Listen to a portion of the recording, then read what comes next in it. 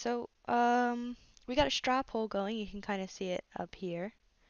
It's it's quite tied. Hello, Isney. How you doing this morning? Afternoon? I don't know. It's noon. What do you say? Yeah, in noon. Noon 05. Okay. Which 2:35? That's it. All right. Yes, straw poll. You can do. Hello, Spiza. Where did it go? What? Oh, there's my mouse. There we go. Right here. There's the straw poll. You can do exclamation mark straw poll to vote in that if you haven't already. Please do. There's one vote for everybody and two votes for Rin. So, I don't know. It's pretty close. Alright. I don't remember any of the voices that I did yesterday. Let's go. What an intriguing person, says Hisao. From inside, I hear a muffled sing-song voice. I heard that. I don't remember what voice I did. I don't remember any of these. I should have listened to myself before I started this. Oh, it updates automatically. You don't know any of them, so you voted for the name you like the most. Oh, this should be fun. Okay, cool. You voted for... Hold on, who's this? You voted for Shizune. She is the um dark-haired one. What did she hear? I jump at the sudden appearance of Misha, who I had not heard approaching despite the completely empty hallway. How do you do it? Is she a Tsun? I don't think she's Tsun. I think that's more like Rin. You just click on the link for the straw poll, isn't he? And then you just click on whoever you like, I guess. It won't let you vote twice, I don't think. Somehow she'd gotten to jumping distance of me without making a sound. Creepy. It briefly reminds me of Kenji's nutty theory about a global feminist conspiracy, but I push that thought aside. Oh, there's Shizune right there. Shizune, standing slightly behind Misha, looks aloof as she couldn't have heard the remark that drew Misha's attention, but Misha is visibly excited. You know what? I I don't know if she's Tsun. I don't think she's Tsun, simply because she's mute. I forgot about that. God, how do you forget somebody's fucking deaf and mute? No way. More importantly, who's in there? There's no club meetings today.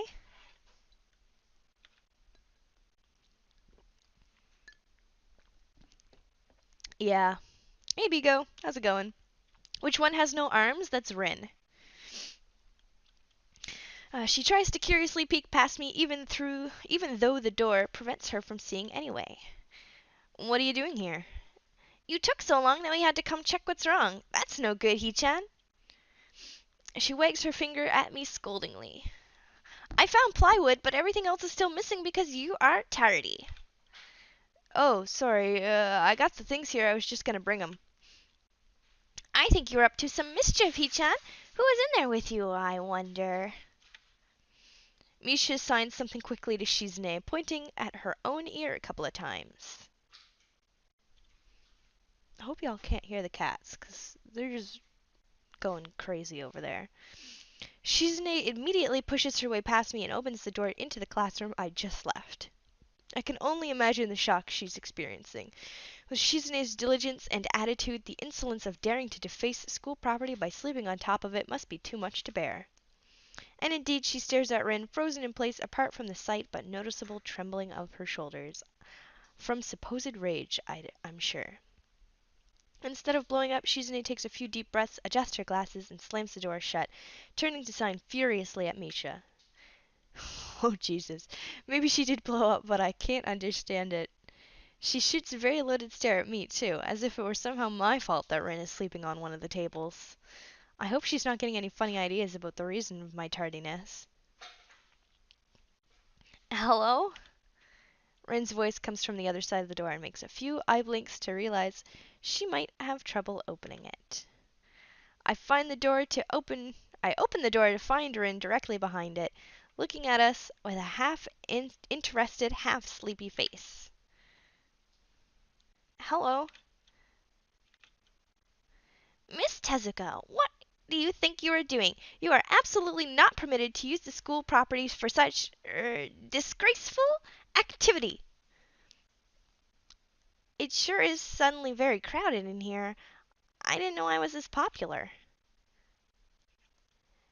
It's hard to say whether she's happy or unhappy about this turn of events. At any rate, she ignores Shizune/Misha's scolding, so they have no choice but to drop the issue. Shizune taps Misha's shoulder, points at Rin, and makes some quick signs. Yeah, she actually has no arms, Biza. There's another girl that has no legs. There's another one that's blind. Uh. Oh, and there's another one that's half of her body is burnt. Like, half of it's burnt, half of it's not. It's great.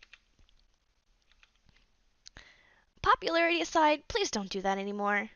What is this game? This game is made by 4chan. They have a self-insert. His name is Kenji, and it's fucking hilarious. Anyway, how's your project going? Will it be done for the festival? Like Todoroki! Rin looks at them blankly, apparently at ease under the pressure Shizune's cold stares putting on her. No Aw, Electro's at school. Do your schoolwork! I keep wondering that... I keep wondering about that myself, too. And... we'll think about it harder. As Misha signs her reply to Shizune, her face turns into an unsatisfied frown. Miss Tezuka, please try to take this seriously. It'll be a disaster if the wall looks like someone threw up their lunch onto it. Rin nods assertively. We'll think more seriously. Misha actually giggles at that, but Shizune doesn't. Not even after translation. Why would she giggle before translation? Oh, this game is fantastic. She just shakes her head, takes the material from me, and takes off with Misha in tow.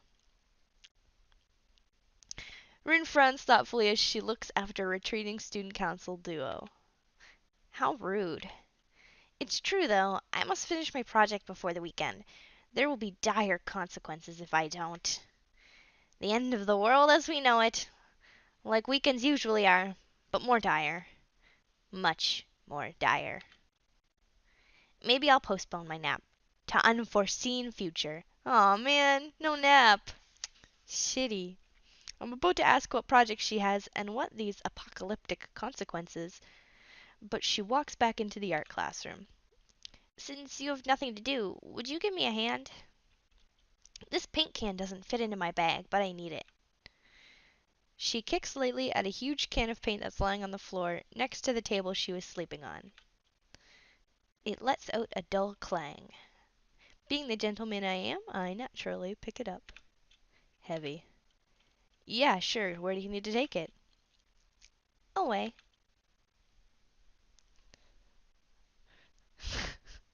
And with that, she takes off to the hallway, me and the paint can following since there's little choice for either of us. The hallway is quiet and empty now that she's named Misha gone, so we two leave towards the stairwell at the other end. Give her a hand. Oh my god, Pico. Nice. Every 10 or 15 or 20 steps, I have to change the can from one hand to the other because the thin handle cuts into my palm. At least it keeps my arms from tiring too fast. Sweet Christ, this cat. I don't know if you saw him running like behind me there, but he's going ham. Rin strolls on beside me with an uneven pace that I have trouble matching. Or maybe I'm walking weird because of the extra weight. It seems one of us is constantly walking too slow or too fast, and I can't figure out which. 2 flights of stairs below, trouble appears in the form of the head nurse and his fox-like grin. Ah, Mr. Nakai, what a happy coincidence. Tezuka too, of course.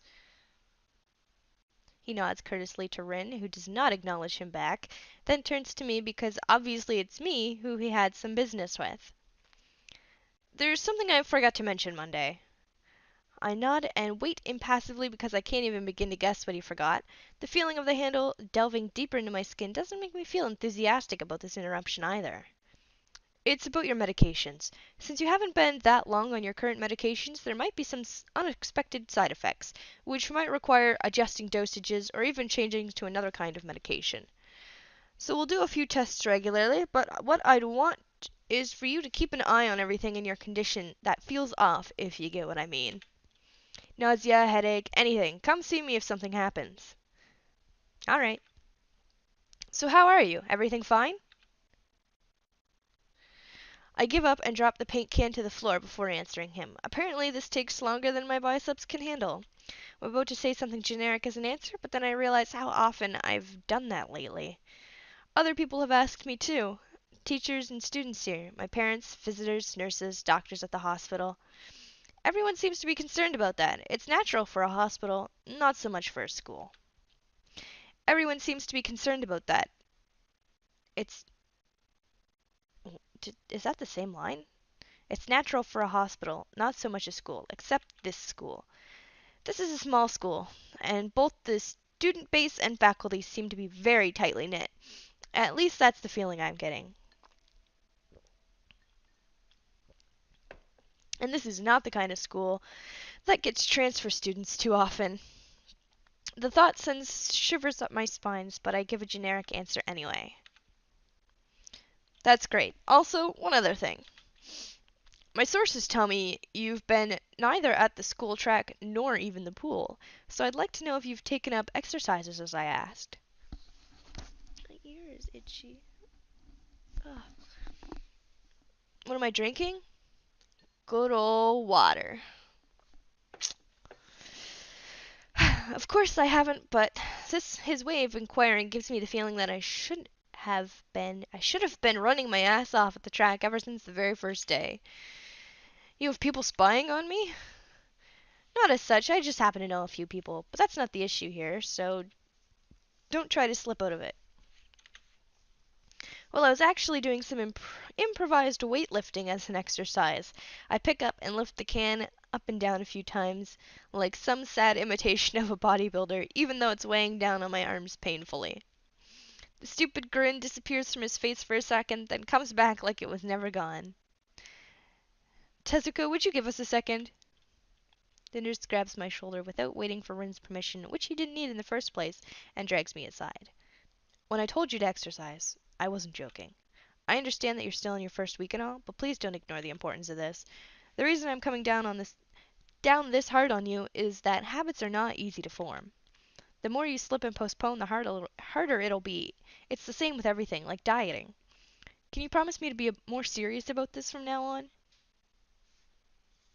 And we save. Okay. And I feel like if we said maybe, we're gonna die. But if we say yes, we're not gonna die. Maybe? You guys want to say maybe? Okay. Maybe. No, I mean, he gives me a nasty sort of look when I say that, making me try to take back the word. I mean, I don't know. I'm still trying to get used to the school. I'll promise to try, though. He's not happy with us, guys. You're not being very convincing there, he Sal. Tip number one, medical professionals are not amused if you take their advice lightly. What's up with him? As if a day or two could make that much of a difference. I didn't do anything at the hospital either. Yeah, okay, sorry. He studies me for a moment and then shrugs, smiling again.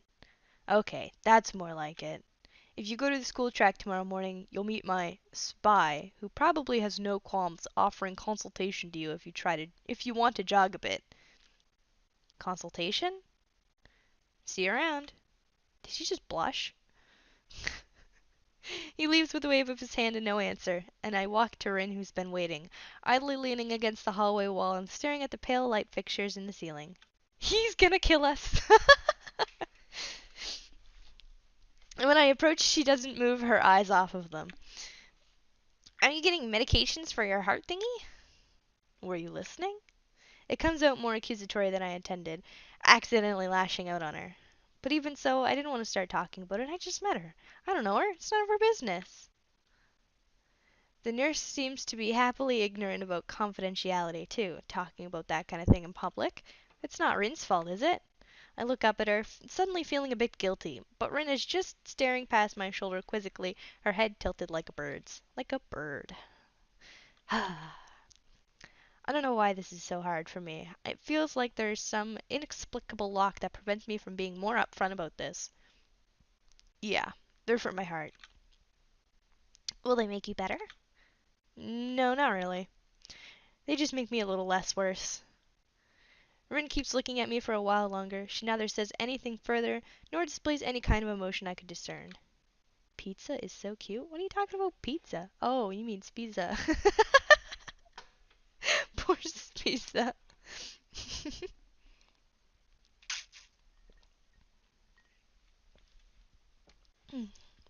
I'm thankful she does it. It's not. Uh, uh, the. I think I'm still not quite used to this. At the hospital it was easy, but I still haven't sorted my feelings about having to live a normal life with this disability. We leave the main building and Rin leads us onward towards the dorm. We stop at a small patch of greenery in front of the dorm building. The dorm is built on slightly elevated ground with a wall and a few trees that everyone has to circle around every time they come or go.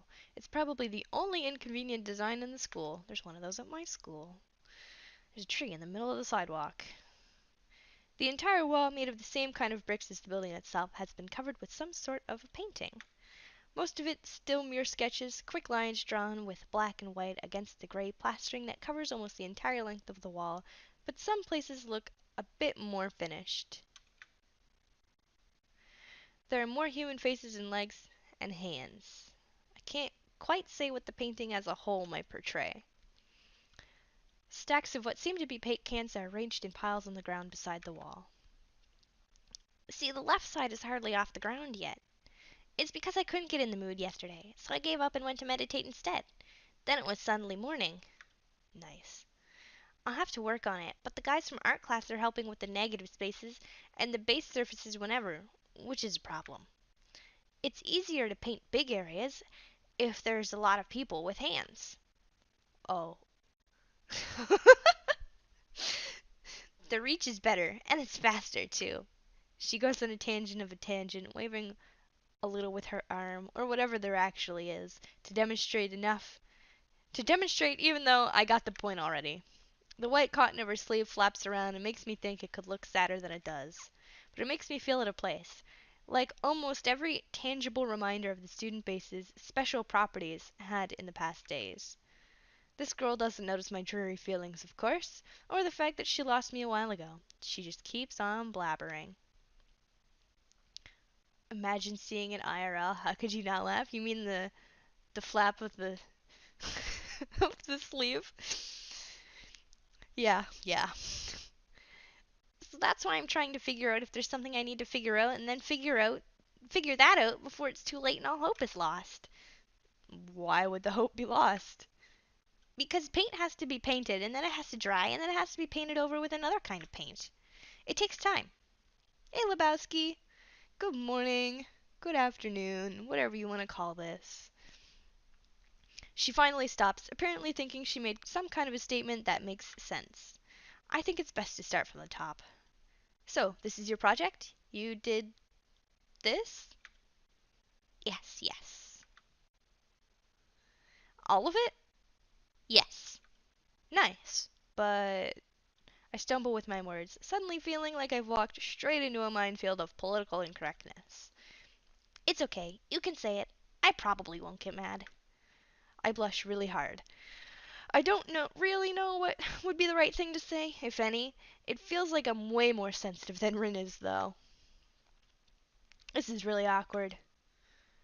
Don't you want to ask? How do you paint without hands?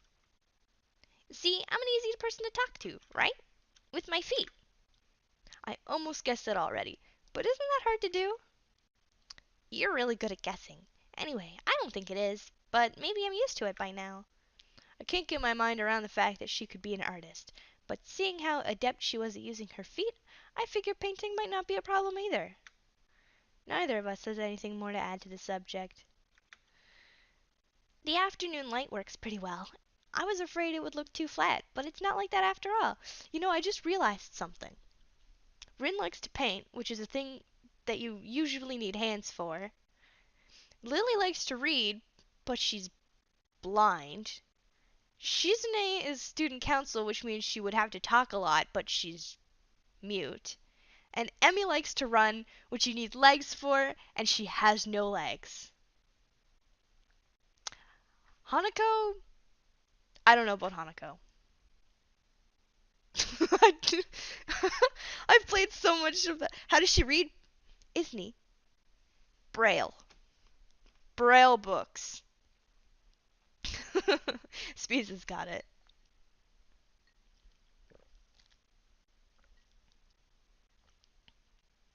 Oof, Hanako loves not having her face burned. Ouch. Okay, let's continue past that thought. This afternoon, I think I totally read that. I think it's actually pretty interesting. I wanted to see what it looks like in a dim light. Do you think it's flat? Well, paintings tend to be flat. Clever. Not like that flat, flat, like some people are. No substance, no meat, where there should be some. I know a few girls who, okay, I get it, but I couldn't really tell. I'm not that good with art. I can't name many artists or artistic terms, so I don't really have anything to say. Rin shrugs her shoulders at that, saying, suit yourself, without saying it, and looks up at the sky as if trying to look for something up there.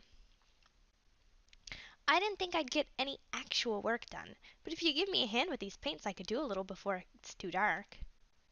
Biko, you're flat? That's... I don't think that's supposed to be a good thing. I think that's a bad thing, bud.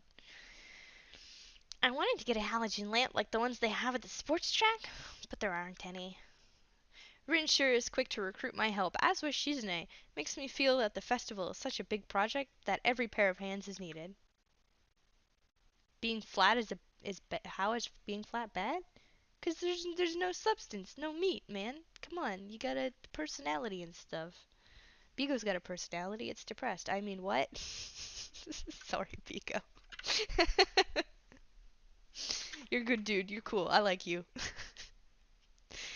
Why not? I'm not sure if I can be any of help though. It's just mixing some paints. You can do that, probably. Do you have motor control problems? Like, those people those people who have some? Somewhat. I always knew Miki only liked curves. Cerebral palsy, maybe? Not that I know of. I get it. Heart thingy has nothing to do with that. She gives me a sly look for no reason. No, it doesn't. Let's do it then.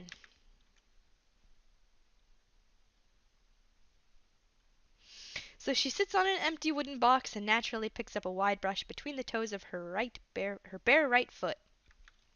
I open a few of those cans and pour some of the contents into shallow bowls for mixing. The thick paint flows lazily from the can to the bowl like syrup. I mix them, creating funny, hypnotic-looking swirl patterns that melt quickly into each other to form a new monotone hue. Rin sets to work every now and then asking me for a hand with something or finding different brushes is easy enough, but mixing the paints to be the exact tone this girl is apparently seeing in her head is a frustrating ordeal. She wants precision down to the last millimeter before she is satisfied, but her instructions are obscure at best. Add half a splash of green. I crouch down to pick up the can of bright green. The other green, this green. Okay, have fun walking your doggies, Isney. I carefully pour some of the other green paint into the mixing bowl. No, that's almost a whole splash. More white. Is green a good color to add? No idea. You're the artist here. Yeah, this painting looks pretty wild. A hint of a smile appears at the corners of her mouth. Do you lack opinion? No, it's just I have no idea. It's okay, because I just got an idea. Add more white. You're right, Spiza, too much green. With this exclamation, I pour a minuscule amount of white into the bowl and mix it. It looks slightly whiter. That's not good. It has to be like the color when you wake up and you know that you saw the meaning of life in your dream, but can't remember it. Maybe it's yellow. Despite the impossibility of mixing a color like the change of seasons or any other nonsense that's being imposed on me, I find myself enjoying it more than I thought I would. Oh yeah, that color of seeing the meaning of life before you wake up and forget it. Totally. I know exactly what she's talking about. Seeing a painting being born on the plastered wall feels like magic. I spend the moments I have between mixing paint colors crouching down on the paving and just looking at her work. It feels slightly intrusive at first, like breaking some imaginary intimacy, but Rin doesn't seem to mind the last bit. Maybe it's just in my head. Her entire presence emits a completely different air as she patiently works the details, adding layers of paint on top of other layers of paint, steadily moving her foot across the wall to add new shapes. Is this Doki Doki? Oh, hello, VR dude. No, it is Katawa Shoujo. Although it has a bit of a similar feel, although this one's not horror. This is just comedy.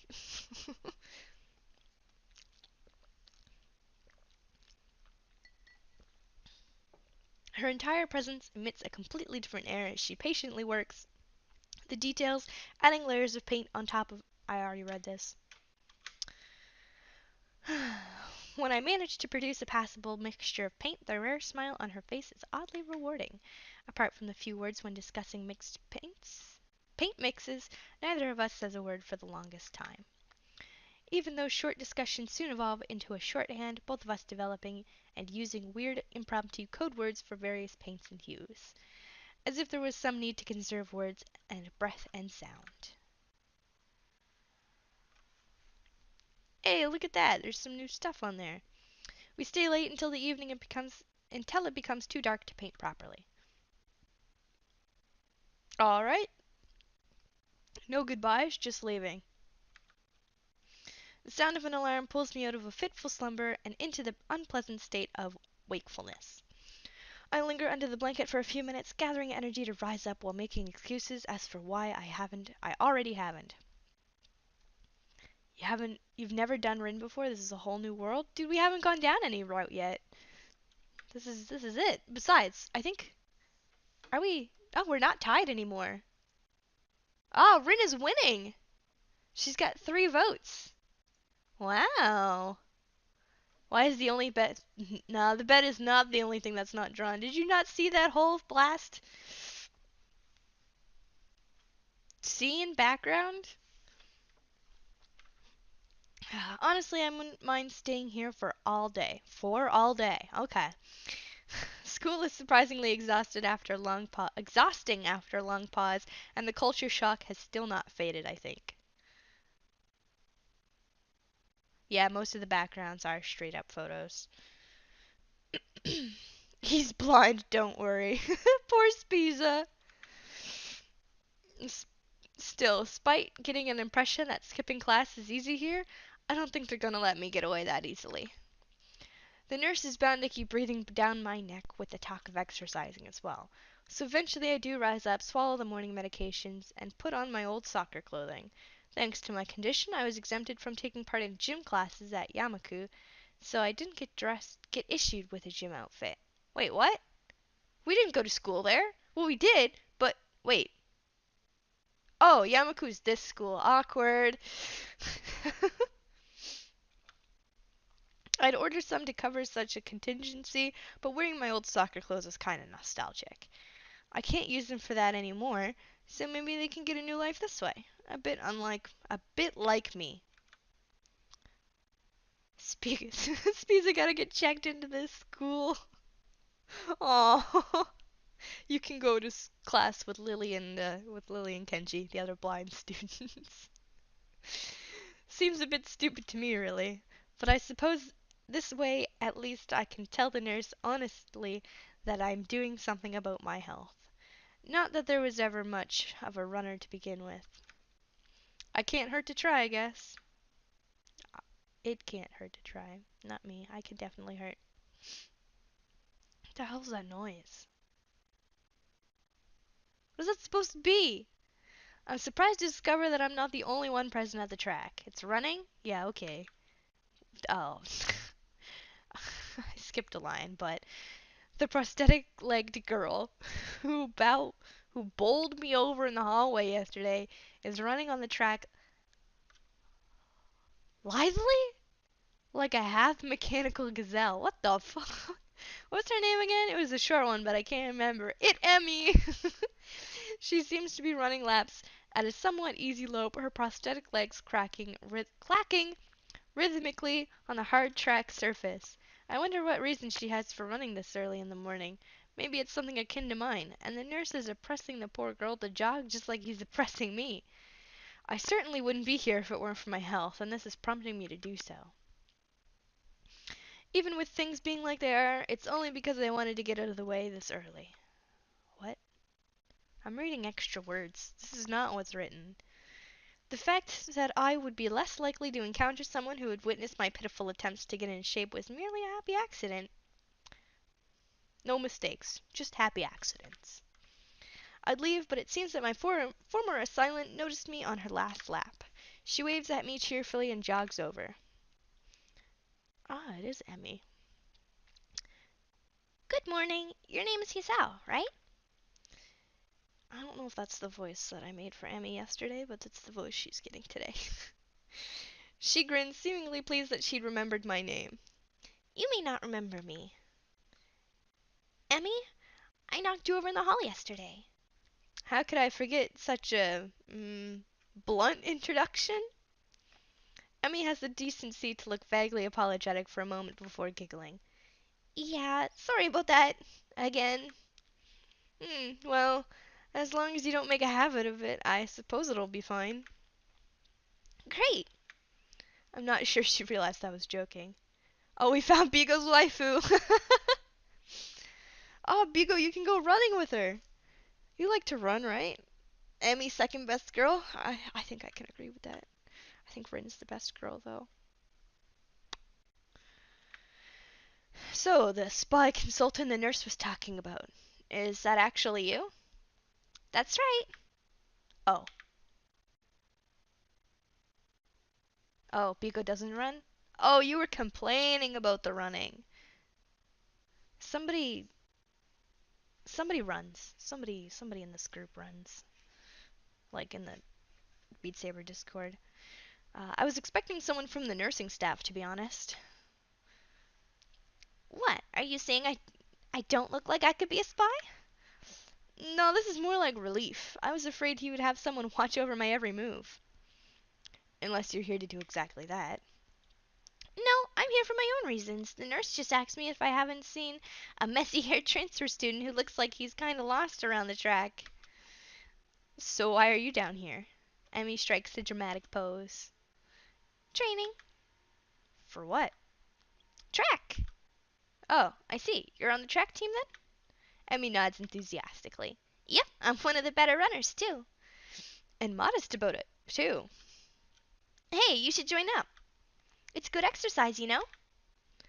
I think that much activity is probably out of the question for me. No, I'm not sure I really like running all that much. Plus, I'm just not into organized sports, you know? She is cute, isn't he? She's very cute. It's true, I've never even really got that much into soccer. I mean, I'd run around with my friends and all, but that was really the only reason I ever played. It wasn't for the glory to be found on the field, that's for sure. You have about 10 seconds to vote for her? Oh, is there a question coming up for her? I don't think she's winning. She's only got one vote, right? She'd need 4 to win. Oh, you already voted. Well, then, never mind. Emmy seems to understand my meaning. I see, I see. Not into that whole organization thing. But now that you're here, I guess we're going to run together, huh? What? Sure, I guess. You didn't know who she was before now? Oh, you should have Googled them. That's okay. Oh, shit. What am I doing? I forgot I had to make my eyebrows a different color. And then I just go itch it like it's nothing. Whoops. That's what happens when you vote without knowing who they are. Oh, look, Spees has got you. Are you going to warm up? Real men don't warm up. Real men warm up. Warm up, boys. I know half of you don't stretch. Stretch. Oh, you should always warm up. Bad Hisao. See? Emmy knows what's up. Listen to Emmy. She scolds me enthusiastically, but then smiles and leans closer. I hate warming up too. Nobody likes warming up, but you have to do it. It's the rules. Come on, guys, let's go. Warm up. She laughs suddenly. Heck, I don't even have to stretch my legs. I wonder why. As if to confirm her statement, she bounces up and down a couple of times, giving the passing impression of standing on a pair of springs. Her leg blades seem to be quite more elastic. Oh, Spiza. Should have looked him up. Let's go. We both take off around the track, and I can immediately see that she wasn't lying about being good at running. Emmy moves fluidly, throwing herself into the run with a sort of wild abandon. I find myself concentrating more on running properly. Frankly, I don't remember if there's any particular form for running, but I can't help but feel like I'm doing it wrong somehow. I feel awkward in comparison to Emmy, who seems to never break stride. I don't think I want to do this anymore. I'm really not feeling up to more than a couple of laps today, and slow to a walk pretty quickly. Emmy keeps running but doesn't seem to notice I've stopped until she passes me a second time. She quickly skids to a halt, breathing steadily in contrast to my own somewhat gasping demeanor. Finished already? I hang my head ruefully. Yeah, I'm not in very good shape right now. Okay, see you, Spiza. Have fun at work. Emmy nods and then grins at me again. She seems to do a lot of smiling. Well, the important thing is you started, right? Next time you just have to try to hold out longer, and then longer, and longer, and eventually you'll be great.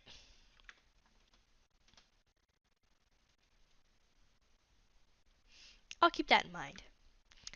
But I think right now I'm gonna get ready for class. Shouldn't you? Emmy shrugs unconcernedly.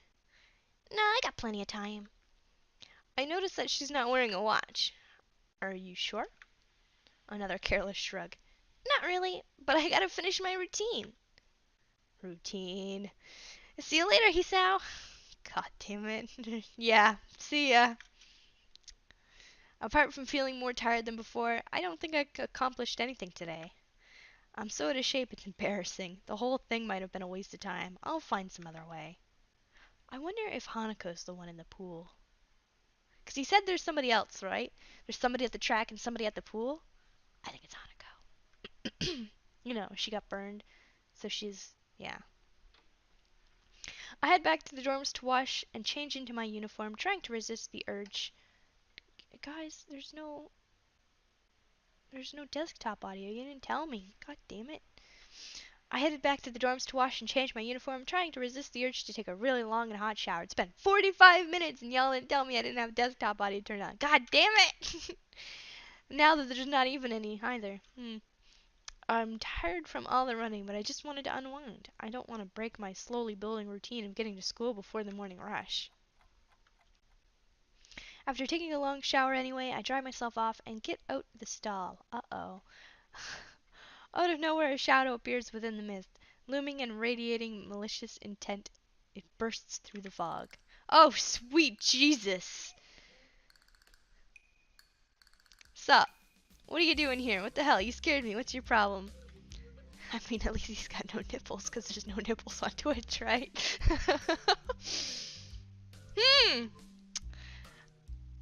I have this turned on, right? Yep, okay. Just checking. I should be asking you that. I've been looking for you all over the place, man. What do you mean all over the place? I wanted to ask if he's looking for me like that, stark naked, but I hold my tongue back.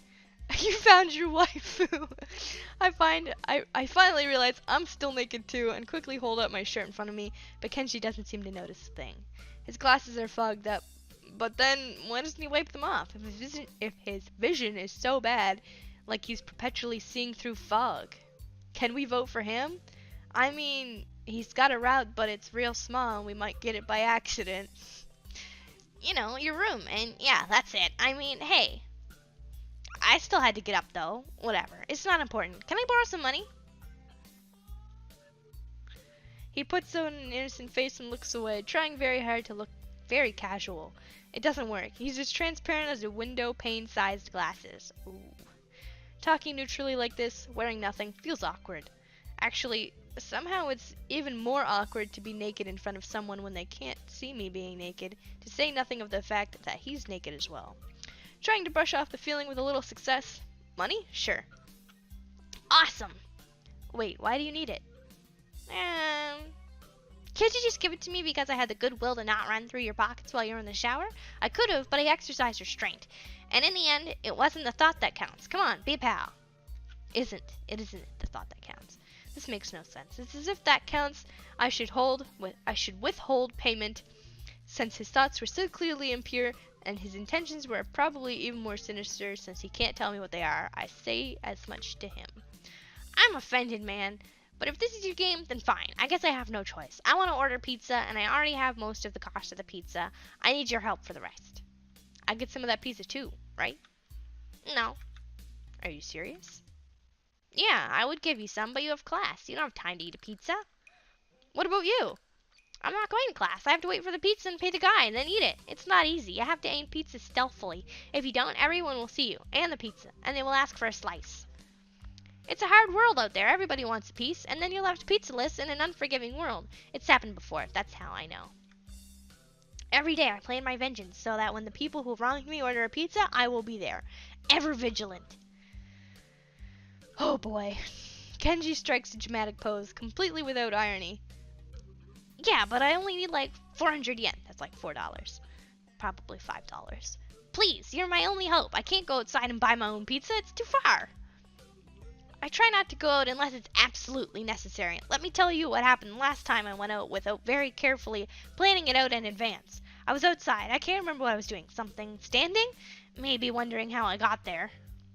And then, out of nowhere, it happened. Like a flash of lightning, splitting into the sky, like how you split a sandwich in 2 equal pieces to make it more manageable to hold and eat, a bird crapped on my head. Oh, that's tragic. It was the second most shocking moment of my life. When was the first? When you were born? What was the first? He ignores me and keeps going. I grab him and shake him. Is he just trying to keep momentum? I'll go with that, even if it's more likely he just didn't hear me. Ugh, Kenji's just having a rough go. It's like the opening to some kind of anime show.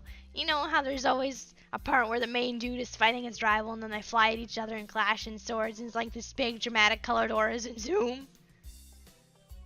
Dragon Ball.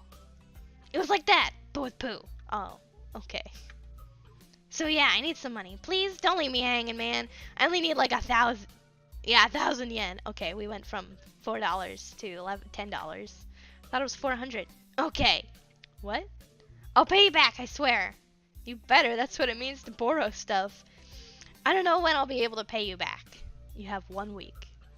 Ah! Kenji winches and makes this noise like a dying cow. A particularly disturbing fact given that his baton is conducting freely. Oh, fantastic. You're not supposed to be so tight-assed about money between brothers in arms, man. Men have it bad enough as is. Did you know that male porn stars only make about as half of what female porn stars make? That doesn't mean anything unless you're a porn star. So maybe I'm a porn star on the side, struggling to make ends meet as I fight the feminist agenda. You can't even spot me or crumbs, you bastard. Nobody understands. Nobody. Wouldn't feminists be against pornography in the first place? This feminist agenda stuff again? The stuff is important. I can see you don't give a shit, but serious here. Feminists are a dangerous enemy. Make no mistake. You take them lightly, and you'll wake up in the morning with a knife in your back. Bam! Out of nowhere. How do you wake up in the morning if someone stabbed you in your sleep? Women are terrible at stabbing things. Really? I thought you said you don't take them lightly. Well, I mean, don't take them lightly for big things. Individually, they're not a threat. But if there's some kind of war, like a big war with men on one side and feminist forces on the other, it'd be pretty ugly. And that day will come when feminists come out of their central top secret worldwide feminist headquarters and say, "It's on now, motherfuckers!" Oh, fuck. You're being ridiculous. There's no big worldwide feminist headquarters building. Where would that even hide that? I mean, it'd have to be massive. You couldn't hide that on Earth. Someone would notice the big fortress with only women in it. Who said it was on Earth? Turn away from Kenji and start practicing frowning faces in a mirror so that I can figure out what it's like to frown. What kinds of frown will best express my emotions? He can't see me from this distance anyway. You're giving away our plans! The feminist plans? Which unfortunately means that he will just keep ranting without any regard to sense and sensibility. That's a book, isn't it? Sense and Sensibilities? Yeah, there's a war going on. A war not many know about, but it's a great one that will one day boil over and encompass all of the known world. Then we will have to pick sides. We will have to make a stand. In fact, it is happening right now. Imagine it, the bloody battlefield, the vicious conflict without end. I almost gave up when I thought this cause was silly, when I grew tired of bleakness on our fight, when I mistook the time the power went out for a feminist raid and thought the end was near. But then I realized that if I gave up, it would all be over. And I was like, whoa. And I knew I had to get serious. Because I am the last sane man in this insane world, and it's about duty. It must be a pretty crappy movement if it all hinges on one naked guy ranting in the bathroom to the another naked guy. So, can I have the money? He's blocking the way out. It's getting cold because I'm still naked and I want to go to class, so I agree with him to spot the money. Awesome, thanks dude. We should go bowling later on. Bowling? Yeah, it's the ultimate sport. There are almost no women bowlers either, making it also the manliest sport. Should I wear my pink bowling shirt with matching shoes or the pastel green with flower accents? What? There are bowling clothes? Maybe. Anyway, you'd better pay me back. I can pay you back in stuff, right? I don't have time to ask him to elaborate on what that means. I don't know, I gotta get to class. You're kind of in the way. Oh, sorry, yeah. Didn't want to hold you up. And I have stuff to do myself. The time has come. The time for what? I just like saying that. Okay, now the time has really come. For what? I have to use the bathroom. Get out of it. I was just going to. What does it mean? It's a big bathroom. So, I have to be alone or I can't go. The pressure. Okay, what if someone else comes in? I'll think of something. I give him my practice frown and it looks kind of silly in his reflective glasses. He either doesn't notice or doesn't see. Anyway, I get dressed and run back to my room, feeling as though an eternity has passed since I woke up. Sweet Jesus. I don't understand, Kenji. Does anybody?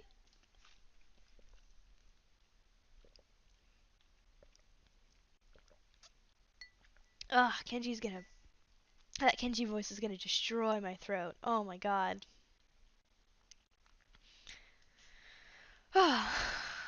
That is time I will never get back. I'll get him for this somehow. But right now, I have to get to class. It was a fitting voice. That's good, because it's a lot of work.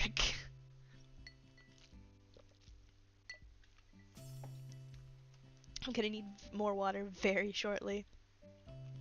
It's only been an hour. I'm the first person in class today, although I think I'm a little too early. Then again, sitting alone here for 20 minutes sure beats having to suffer that time with Kenji. The combination of fatigue, frustration, and boredom starts making me feel very tired. I black out for a second, waking up when my head hits the surface of the desk. Rubbing my forehead, I realize this is a good reason as any to stay up for now and stop coming to class so early later. Eventually, I hear a tapping noise outside the hallway, and Lily's tall figure appears in the doorway. She's not in this class, so she must have some other business. Maybe she's looking for Hanako. Lily stops at the door, looking hesitant as if she was a vampire who can't come in unless invited. I consider doing so because she looks rather lonesome standing there.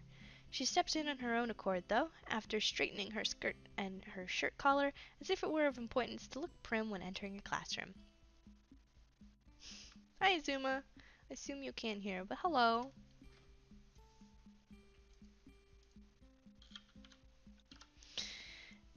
Excuse me. She calls into the classroom with a probing, delicate voice. I realize the silence might unnerve her because of her blindness, so I break it. Good morning, Lily. Isao? Good morning. I didn't hear you come in. I wonder if she thinks it's suspicious I didn't say anything to her before. It's likely. If I were to tell too big a lie now, it would sink me. Well, I was already here, just asleep until now. Oh, have you seen Hanako today by any chance? No, she seems to only come in just before the bell rings, or after that. Do you want me to tell her something for you? Oh, Izzy, you're gonna love it. Beat Saber is like, I know you play, but like, there's some new songs. New songs are really good. No, it's fine. It's strange, but I think we're the only two people in the school right now. I didn't hear anyone else on my way here. I shouldn't have gotten up so early today, I guess. You're chastising yourself for doing something that other people should. Punctuality is a good thing. I think so anyway. You'll level them up past me. Okay, good luck. I'd be impressed. It's a very busy morning today. The festival coming up soon, and today is the deadline for event registration, budget reports, and any other official paperwork. It could be that everyone's trying to complete necessary forms at the last minute. Maybe that's why it's so quiet today.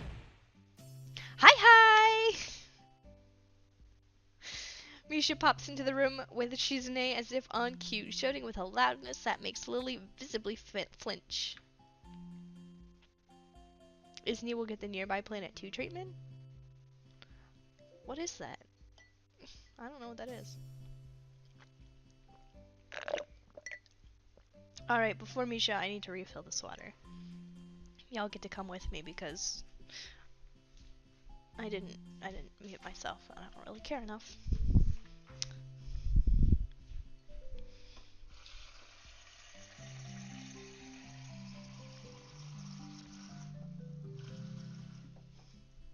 Done.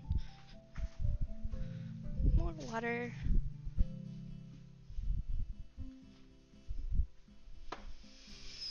Water pouring ASMR.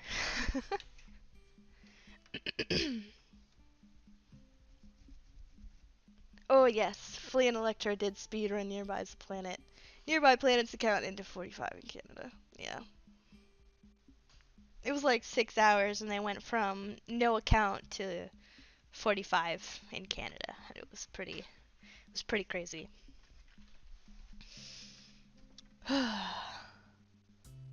Wait, who else? Did Emmy get a second vote? Ooh, Emmy got a second vote. But Rin is still winning.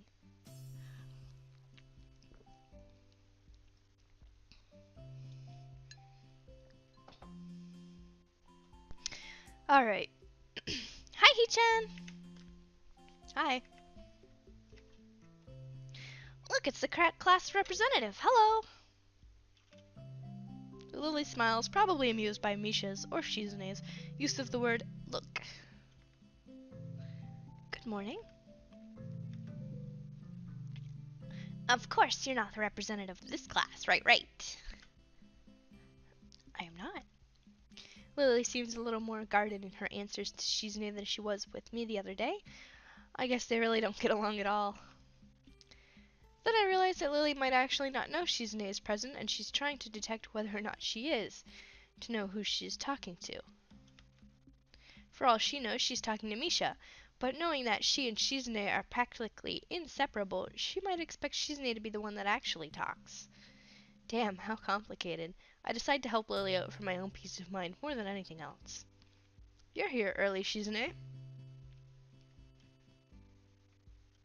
You were here even earlier than us.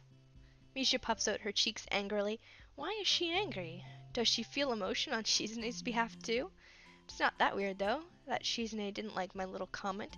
It's true I was earlier than them, so me saying something like that could definitely be misinterpreted as anything. Especially to Shizune, who doesn't have the benefit of hearing tone to gauge intent. Before I can start weighing whether or not I should apologize, Shizune has already moved on. Class rep, it's a good thing you're here. We have to talk.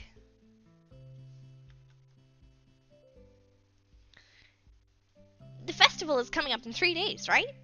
Every other class has already handed in their project budget reports for their events, even the first years, except you. I'm not doing that voice, that laugh. I don't know how. There's still time to hand it in, isn't there? Yeah, that wahaha voice. I don't know. Today. The deadline is today. You're certainly taking your time, aren't you? If I had it my way, I'd have had all the necessary paperwork days ago, but someone had to say, the deadline, please extend it. Yes, that was me. Planning something on this scale is not a small task, and a week is too small a time frame to expect a whole class to work out such a complex issue completely.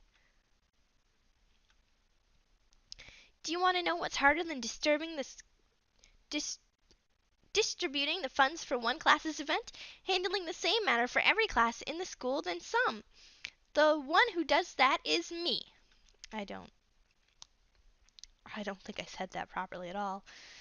Misha puts her hands on her hips and stands up straight. Well, she really is getting into the role. Lily doesn't look like she's very amused, though, or could see that she's making a pose. Hey, Shizune, aren't you being a little too hard on her? There's still a whole day left. Please, Hisao, it's all right. Lily seems happy I'm taking her side, but a bit conflicted that I might not think she can take care of herself. If this is about the budget, then I'm disappointed you think I have forgotten about it. I understand how important it is. Then, can I have it, please? She might not have it on her at this exact moment. It's not here right now. I asked 2 students to take care of it for me. Students from my class. She emphasizes the last sentence, much to my surprise.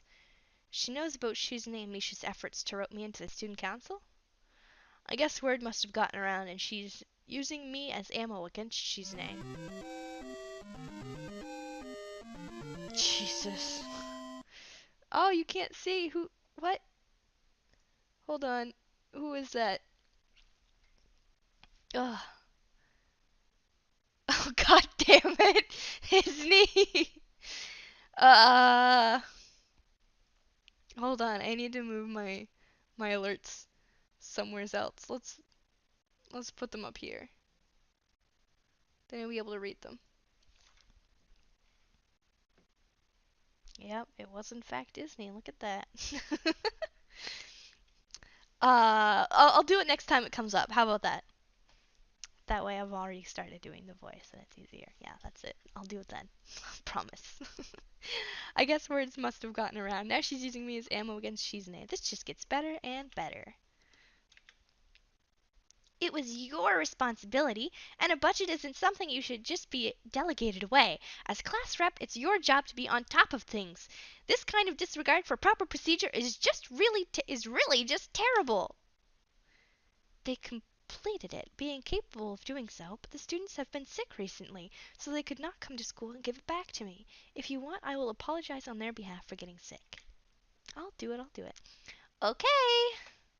Although Misha misses Lily's little jab entirely, Shizune doesn't, and she seems torn between being offended by Lily's daring and jumping for joy at the prospect of a challenge.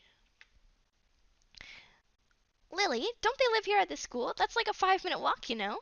What could they possibly have that prevents them from taking 5 minutes out of their busy lives to drop off something that will affect the enjoyment of their entire class?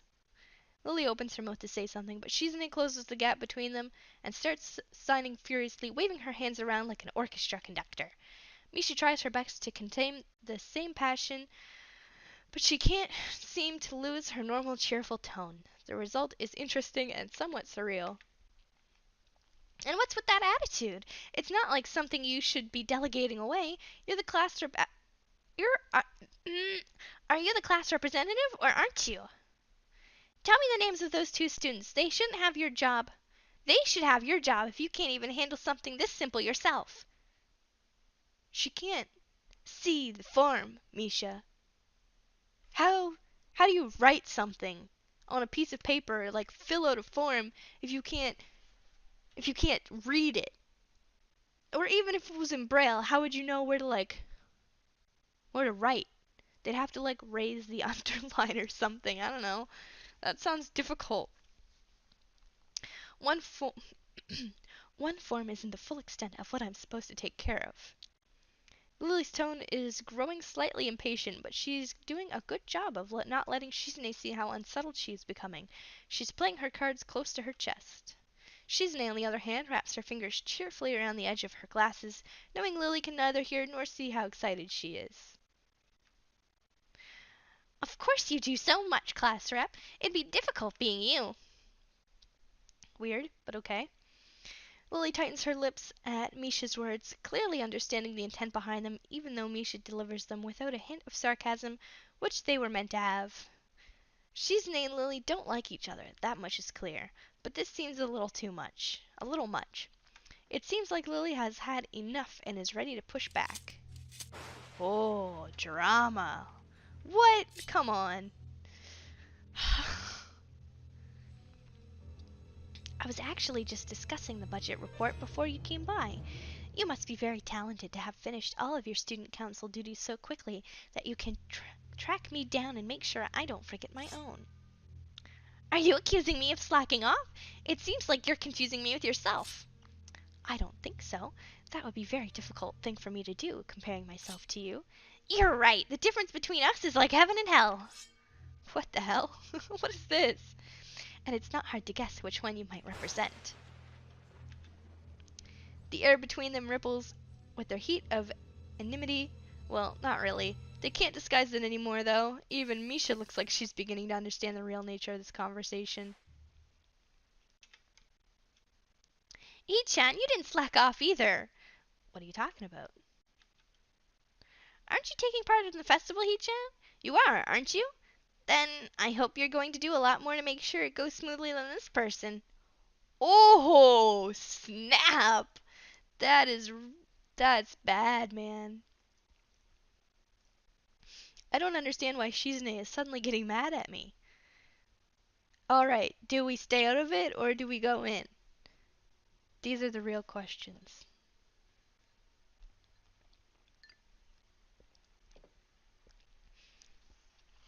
I feel like if we pick the second one and bail out Lily, that'll put us down her route. But I don't know.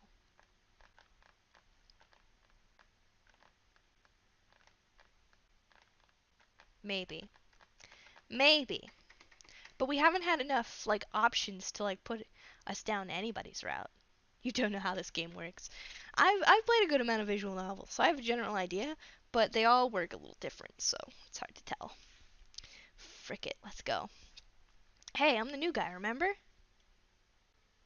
Oh, is it? Well, this is why we save. It's not like I could have done much even if I wanted. That's right. You shouldn't expect a transfer student to jump right in on this on his first week. Lily taking my side feels oddly comforting, so I decided to back her up too. Yeah, you're being unreasonable with us both. Excuses, excuses. Miss Class Rep has had plenty of time to deal with her report, and we repeatedly offered you a position to help with the student council work, but you refused to commit yourself to making this festival a success. I've been here 4 days. What do you want me to do? Yeah, but as I said back then, I'm not sure if I don't have time for this right now. No matter what I do, it will mean being drawn into a confrontation with Shizune, and that is what she wants. Whatever. Forget it. I turned my back on them. Like, class is gonna be starting late. Starting soon, so we can talk more later. I'll tell Hanako you were looking for her. I feel she's freezing. Maybe this is the first time she's ever been ignored in such a blunt manner. Thank you, Hisao. I'll leave now then. She gives me the sweetest smile I've seen all week and turns her heels to make her exit. As soon as Lily walks out the door, I suddenly start feeling reluctant about turning to face Shizune. I can feel her eyes burning into my back. I can't bring myself to look at her. She must be furious. I keep expecting Misha to say something to alleviate the tension, but I was really wanting too much. In the end, I go back to my seat and listen to the sound of Shizune's footsteps as she marches out of the room. She doesn't return until a few minutes before class. Hanako doesn't come to the morning class at all, leaving her seat looking empty and lonely in the back of the classroom. I have to tell her that Lily was looking for her if I saw her later. After the events of this morning, class is pretty boring in comparison. I turn the pages of my textbook lazily. I have a bit of catching up to do, despite trying to keep up with my studies at the hospital, but I'm not feeling enthusiastic about it. The clock at the front of the room sounds unbearably loud. The teacher hasn't said anything in over 7 minutes, instead opting to cover the board in rows and rows of equations taken directly from the book. The rhythmic clashing of chalk on the blackboard seems to synchronize perfectly with the ticking of the clock. I start to copy down the equations just to pass the time, even though they're right there in the textbook. The bell rings. I'm not in a hurry because I have nothing to do, so I stay for a while reviewing what we covered in class today. I prefer to leave last anyway, so I don't have to deal with the crowding in the hallways. I notice Shizune and Misha have also stayed behind, talking to someone from another class. Shizune's signing so fast that her hands make noises like swords cutting through the air. Maybe there's pent-up anger in there. Misha's trying desperately to keep up, but it's clear she can barely manage to even understand her. I put my head down. Whatever they're discussing, it looks like serious business.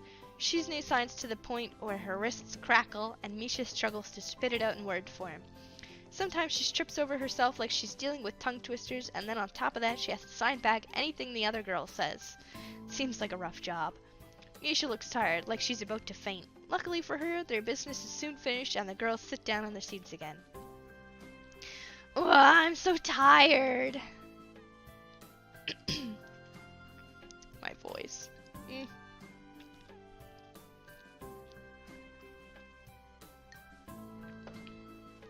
She's hanging her head limply on the desk, looking exhausted. I use the opportunity to reconcile with Shizune a bit, without getting roped into the student council thing again. I suspect that door is now closed for me. Festival preparations must be tough for you. Indeed, the people in this school seem to be taking the festival very seriously. Whenever I see people idling around before and after class, they're always talking about their plans for it. It's kinda neat to see everyone being so enthusiastic about it. I'm probably the only one who doesn't have something to do. Shizune scoffs at me at first, as if trying to decide whether to ignore or sneer at me, but in the end she starts signing without doing either. Doing some tough VO, gotta warm up before this. Yeah, no. I hardly said any words at all today before I started doing this stream, so.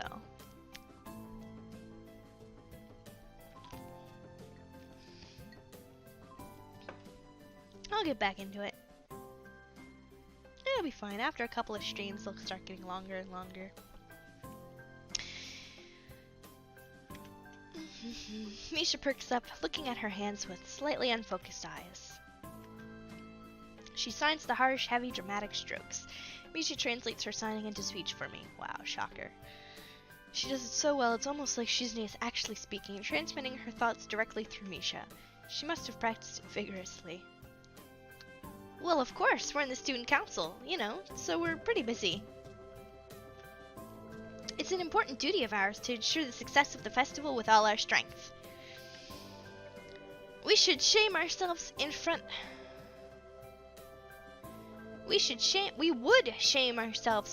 of past student council generations if the festival were to fail.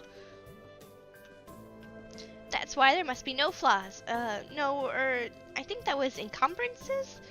No, nothing that might make the festival short of perfect. I didn't read that, sorry. Oh, hello! Oh, it's Hanako. I look over my shoulder to see Hanako peering timidly into the classroom. most of her body hidden behind the door. Hey, playing delinquent again? Hanako blushes hard at Misha's straightforward jab, even if it was only in jest. Shizune stares at her probingly, causing Hanako to look down and start backing away to the point where only her fingers can be seen wrapped nervously around the edge of the door. Maybe she's showing her dislike of Hanako by association of her dislike of Lily. It appears so, and Hanako probably knows it as well. What is it, Hanako? Has Lily been here? Sorry, haven't seen Sato. She, came by this morning, though. Hanako keeps looking uneasily at Shizune, who stares back at her with unusual studying gaze. What is she trying to do? Of course, Shizune isn't going to look away. She's intimidating enough as it is, so I can only imagine how terrified Hanako would be. It's a little uncomfortable watching Hanako's reaction to Shizune's normal behavior. This is what happens when two people of two different extremes meet, it seems. Do you know where she is? If she has any sense in her head, she's in the classroom working on the festival project, but who knows where that woman is loitering at? Oof. Oof. You need to find her? She was looking for you in the morning, but I guess you've missed each other. She waits a little without answering the simple question, looking awfully like she's not sure if it's proper to answer such a question. Yeah. I can come with you, if it's okay. Hanako nods fractionally, still on guard, her shoulders stiff like wood. I get the feeling that she might be more comfortable by herself after all, but it's too late to back off now. She has this really troubled expression she seems to wear almost constantly, one that makes me feel constantly be on guard myself. I think they forgot a word. I wonder why. I kind of understand why she always seems to be so wary, or maybe more like why there could. Words are really hard today, I guess. But I still have no idea how I should act around such a person. It's dinner time soon. Were you planning to eat with Lily? She nods slightly. So she must have been trying to get in the cafeteria.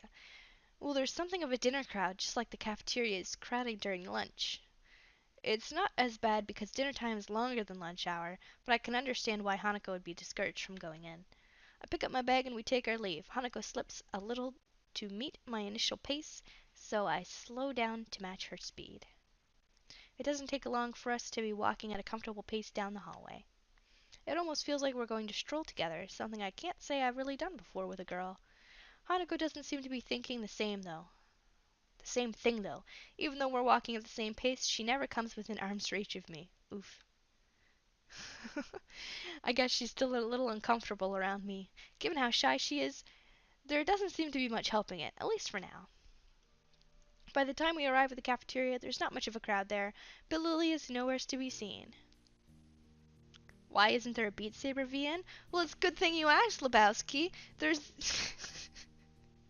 Somebody actually talked about that a little while ago. It's on Twitter. I'll link it to you later. If I forget though, remind me. I'll promise. I will try to remember to do that. Have you looked somewhere else already? Just the library. I was reading. So she does spend the classes she skips at the library. Ah, so not exactly a thorough search then. Well, if I had to guess, she'd be in her own class, like Shizune said, right? Right. With the slightest of nods, Hanako agrees with my reasoning. God, she's being so awkward. It's like I need double-layered silk gloves with padding to even be interacting with her. Some small talk might help her become a bit more used to me, but it's hard to tell that silence between us isn't hovering on the edge of both of our minds.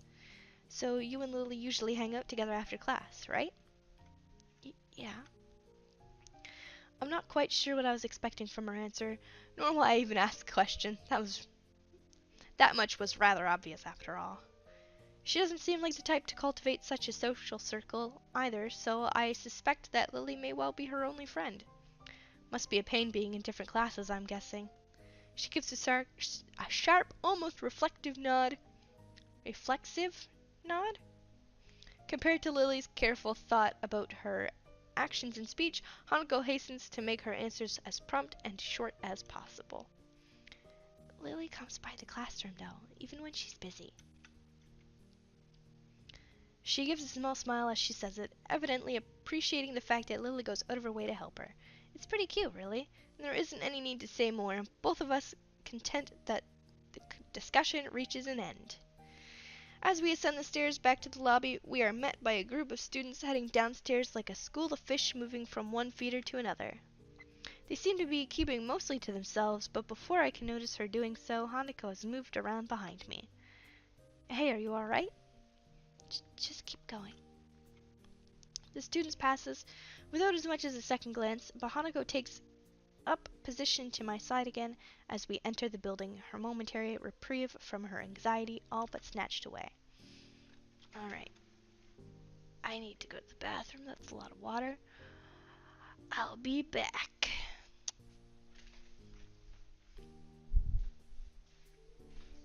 Need to mute my audio. Big smart.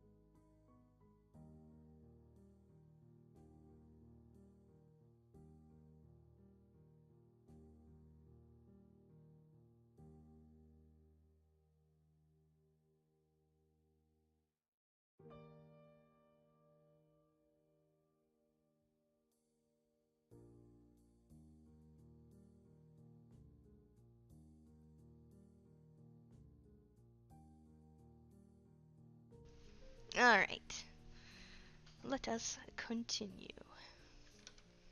Even after we climb towards the third floor, she doesn't seem to relax. It's as if I've never known a shy person before, or even shy girls, but Hanako seems to be pretty far beyond what I'd call a normal in fear of other people. If it weren't for Lily acting as a mediator, I doubt Hanako would even be able to walk beside me like this. She seems to completely shut down in the presence of others. The rest of the walk up to Lily's classroom continues in strained silence while I rue her inability to socialize at all. After we make our way up the stairs, the noise coming from Lily's classroom is audible from halfway down the hallway. I wasn't expecting such a din at all. Well, I guess we found her. That wasn't hard. Did Hanako come here first then, and come to me for backup, I wonder? Well, if that's true, at least she's starting to trust me a little. That can only be a good thing. Eventually, the two of us reached the door to Class 3-2 with Hanako less than subtly positioning herself behind me. I opened the door. This is a much different classroom. What the heck? Inside is a hive of activity, seemingly every student in the class talking at once as they work hurriedly on their separate tasks. Going by the paint cans, decorations, and banners being made, it must be for the upcoming school festival. I guess my first priority should be finding Lily. There. Finding her among the din is surprisingly easy. The frick is din? Not the least because of her looks. With a couple of students gathered around her as she stands at the front of the class, she seems to be in charge of the preparations, or at least busy organizing them. She carefully negotiating a path through the various students hunched over on the floor. For lack of desk space, I raise a hand entirely out of habit as we finally reach Lily. Oh, Lebowski should be here. Unless he left. Hi, Lily. She perks her head up as she breaks off, talking to a noticeably smaller girl who must be her classmate, trying to listen as best she can. I never leave. Katawa Shoujo got you good. Sorry, who Sorry, Hisao. I have Hanako here. Hi. She's pretty skittish considering the number of people around. It isn't too hard to work out why. Lily takes a moment's pause to access the situation before turning to the other student once again.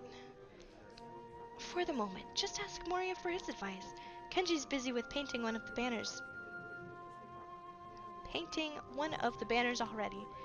A quick nod and she bounces off, fingers carefully sliding along the wall's face for orientation. What? Kenji? That Kenji? I quickly turn about, leaning to the side to see past Hanako. Sure enough, in the corner of the room, Kenji's hunched over a sheet of cloth as he paints it. His eyes remain only inches from the brush, reminding me of how close he had to be to make out my face when I met him. Sorry about that, class. Sorry about that. Our class doesn't have many students with even partial eyesight, so they're in high demand. That's right. Class 3-2 was specially for students with poor vision. Preparing for the festival must be pretty arduous on them. Need a hand? I could help you if you need some. Maybe Hanako could too. A chance to set her mind on something that would do her good, but I doubt she has the courage to ask outright. She quickly nods in affirmation afterwards, so I'm confident I made the right move. Lily gives a noticeable sigh of relief. Ah, that's good. This might actually get finished before everyone goes off for dinner now. Would you be able to help the person painting the main banner? It's a big task for him to do, and nobody else can help. Kenji? Sure. Oh, no, not Kenji. God damn it. Here we go. Need some water.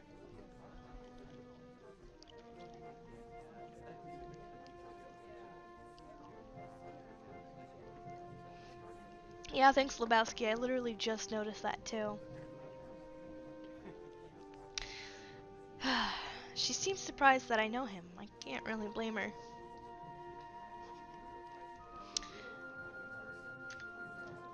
I take it you've met?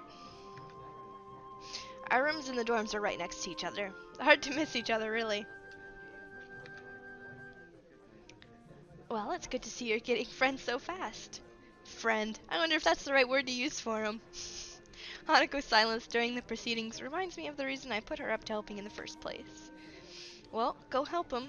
He knows what needs doing, right? That's right. Just ask if you have any problems. Chorusing in assent, Hanako and I begin to trek across the classroom. Kenji sits crouched on the floor, his gaze fixed on the white calico in front of him. Hey, Kenji. No answer. He continues dragging his paint-soaked brush along the large half-painted kanji that's sketched on the sheet in pencil. Kenji? Huh? What? Who is that? If this is the way he treats class members, it's no small wonder he's working on this alone. It's me, Hisao. We're gonna get a manly picnic, aren't we? We're probably gonna get a manly picnic. Right. I knew that man. What are you doing here, though? His dismissive attitude annoys me. He must be the type to really get focused on his work, hating to be disrupted by anyone until he's done, I suppose. While we talk, the sound of Hanako's footsteps as she walks out from behind me reminds me that she's here. I was just going to help with the banner, Hanako and I, that is. Hello. Oh, hey. I guess that's okay. As Hanako enters the equation, his demeanor takes a complete about-face. His sudden faux hospitality is slightly unsettling. Oh right, women. On second thoughts, this may have not been a great idea after all. This is a weird pair to see on screen together. I've never seen this before. I feel like we're going down Lily's route already. Hanako and I grudgingly set ourselves down on the opposite side of the cloth banner to Kenji, noting the several small paint tins on the ground around it. Class 2-3, noodle stall? You guys selling noodles at the festival on Sunday? Yeah, some stall outside or something. His non-committal nature sparks a fair amount of suspicion in my behalf. The task at hand comes first, though. So how do you want to split this? We do borders while you do the text, or do you want to switch and do the borders? Text is mine. You do borders. He has surprisingly strong feelings on this topic. As I reach over to grab a brush, I noticed Hanako's already debating between colors to use. By the time I've put brush to cloth, she's already started on a delicate pattern. Looks like my idea of taking her mind off everything around her worked. With a dark blue stroke, the three of us silently get to work. Not before Kenji takes advantage of Hanako's working to lean towards me and conspire and whisper conspiratorially though. What the fuck? Okay, man, why are you here? Hanako just wanted some help to find Lily, that's all. He apparently disapproves of my motivations. I get it. It looks like I misjudged you. You're infiltrating them, aren't you? Going deep undercover. I should have guessed. Letting the truth slip by him would have probably been better than outright lying or annoying him in any case. Is that why you're here? Obviously. It sucks, but there's no better way to get intel than going in by yourself. We gotta stick together, man. This is a harsh school. A harsh world. Yes, very harsh. He misses any true meaning as he leans back, satisfied. I'm sympathetic to his cause. I better get down to work. Finished. Looks like I am too. Good job. The two of us connect up the lines of our patterns, mine being as close to copy as I could manage of hers. With a grunt, I lever myself up from the floor and look around. Aside from Hanako myself, there's only Kenji left finishing off his sign, as well as Lily and a couple of students talking among themselves in the classroom. I look at my watch. It's no surprise. It's getting pretty late. Need a hand? I offer a hand to Hanako, which she uses to get herself up. As she does, I can't help but glance at her wrist. If her scars extend to even there, just how much of her body was burned. I feel a pang of guilt about it as soon as she quickly covers her wrist with her other hand. It looks good, doesn't it? She looks surprised for a moment before noticing that I mean the banner. It does, I guess. Her smile shows that she feels a slight sense of pride in the result, just as I do. This is def the Lily Hanako route? Yeah, I agree. I think it is too. With the floor significantly neater for the decorations being placed on desks and shelves, it's much easier to get Lily as we cross the room. I don't even know where to go back though, and we haven't... How many votes do we have in this? Let me refresh. I think we only have 10. There's only 10 votes. So, I have saves for every decision though, so I could easily go back. That's not a problem. But I just don't know where exactly we would want to go back.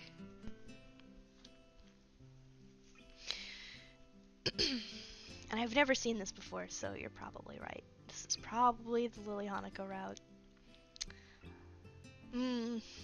Now do we go back and try to get Rin, or do we keep going is the real question. I'm just gonna keep going. Maybe we'll pick tomorrow. We finished the banner. I guess that's all that needs to be done. Lily gives an appreciative nod. Might be able to get Rin still? We'll see. We'll try. Thank you, Hisao, Hanako. Is there any way that I can thank you? It's fine. Beats sitting in my room studying at any rate.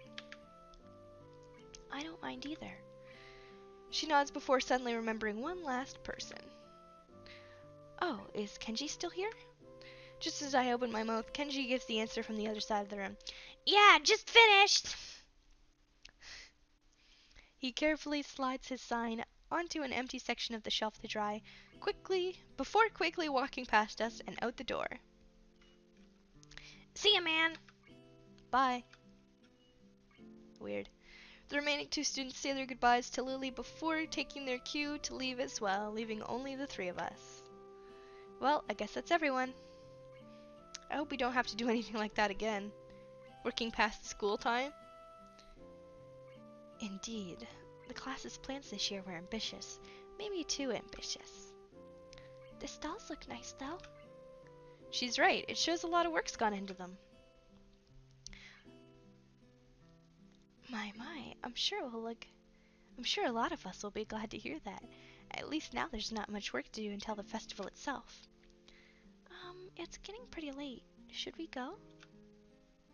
That's probably a good idea. Are you going to back to the dorms as well, Hisao?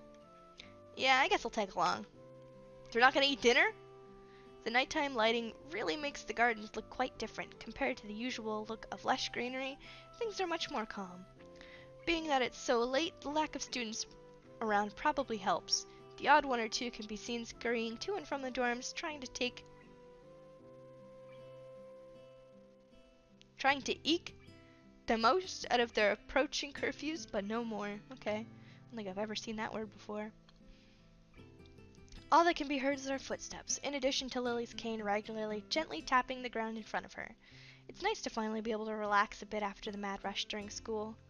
Even without noticing it, I let out a small yawn. Tired? Yeah, still getting used to the flow of things, I guess. The thing with Shizune took me kind of off guard, too, though. I grit my teeth a little at the candid mention of their rather public spat.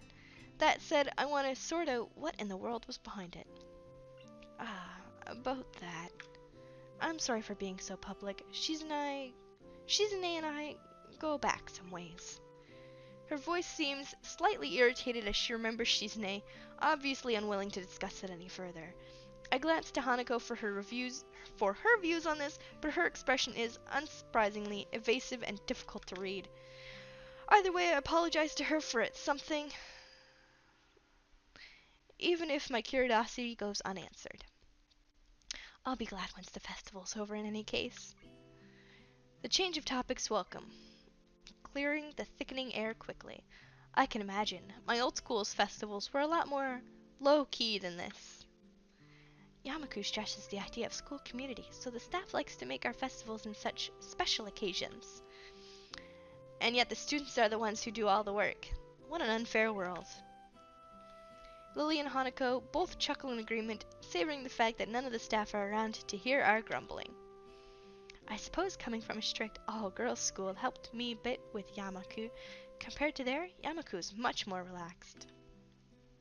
An all-girls school? Well, that's pain. That's a lot of work. That'd go away to explaining her well-bred speech and behavior in any case. As well as come up to the dormitories. It eventually comes time to leave for our respective rooms. See you, Lily, Hanako.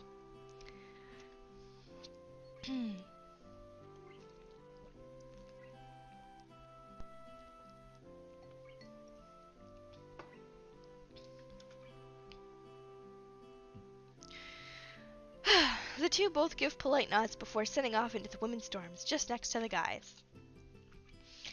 As is to be expected of such an arrangement, there is a staff member casually patrolling around outside to prevent any nighttime shenanigans. Walking past him, I quickly stretch my arms to rub my neck, both quite sore after having worked on the floor for so long, before walking to my room. It feels good to actually have direction, though. After so long in the hospital, the everyday facts of studying, homework, and teachers seems almost a blessing.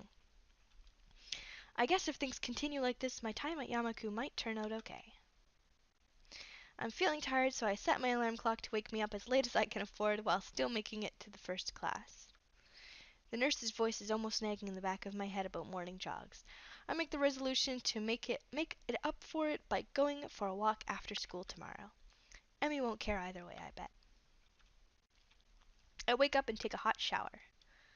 Back in my room, the first thing I see is a familiar roll of medication bottles lined on top of my dresser, and it makes me depressed, as usual. It's annoying. I thought it was okay. I thought I had made peace with this thing and gotten over it. But what I really did, I allowed myself to forget that I have a problem.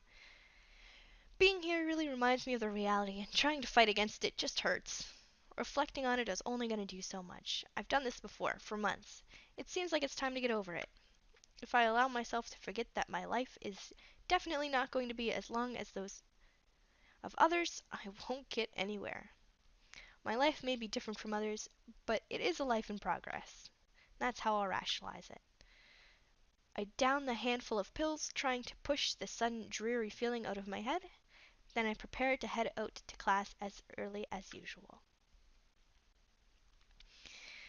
As I step into the hallway, I notice Kenji coming from around the hallway corner, stealthily making his way over to his own room with a large bag. He sneaks past me soundlessly like a ninja hiding in plain sight. I call out to him. God damn it, why?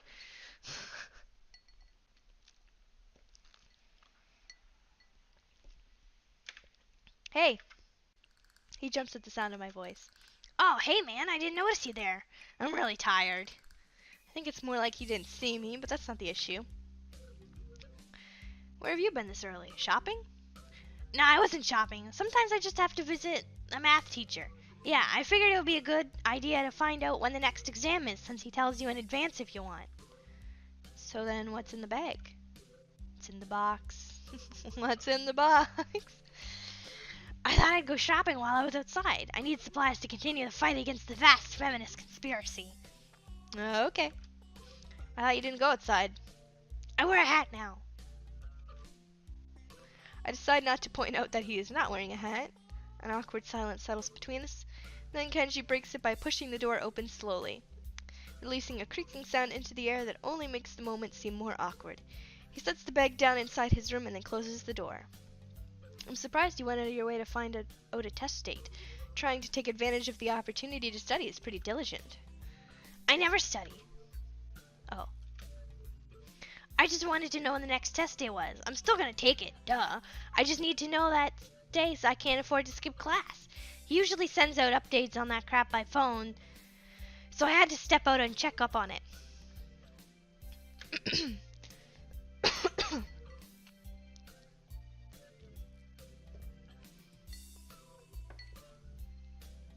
And why do you have to go out when you can't get it on your phone? I don't carry a phone. What do you mean you don't carry a phone? You mean you just leave it at home? Nah, I don't use phones. I don't have phones. I don't have a phone. You don't have a phone? How can you not have a phone? No phone at all. No phone? I just don't like phones, actually. I'm kind of scared of them. I don't know why. It just some kind of gives me a repressed trauma. But basically, when I hear a phone, I get nervous. It's my darkest secret. I have two theories on it. Either I have some fear of receiving some undefined, ominous, life-altering doom call, or I was beaten with a phone in the past. Beaten so badly I can't remember it. This is top-tier dialogue. Beaten in the head. Well, where else could I have gotten beaten with a phone that would make me unable to remember it? The ass? What? Unexpectedly logical. This is top-tier dialogue. I feel very depressed now, sensing this conversation is more or less over. Kenshi opens his door and prepares to head inside. Get fired up there and hit the brake. Jesus Christ. Yeah, I'm gonna sleep, dude. Have a good one. Class is going to start in like 20 minutes. I already did something today. Too tired to go to school. Twitch Prime Crunchyroll 30-day pass. Hell yeah. Hey, do you need some lip balm? I accidentally bought two because I thought the store started selling individual AA batteries. Kenji, man. You need some help. Thanks, but no thanks. Whatever, man. He swiftly enters his lair, finally letting me go to class.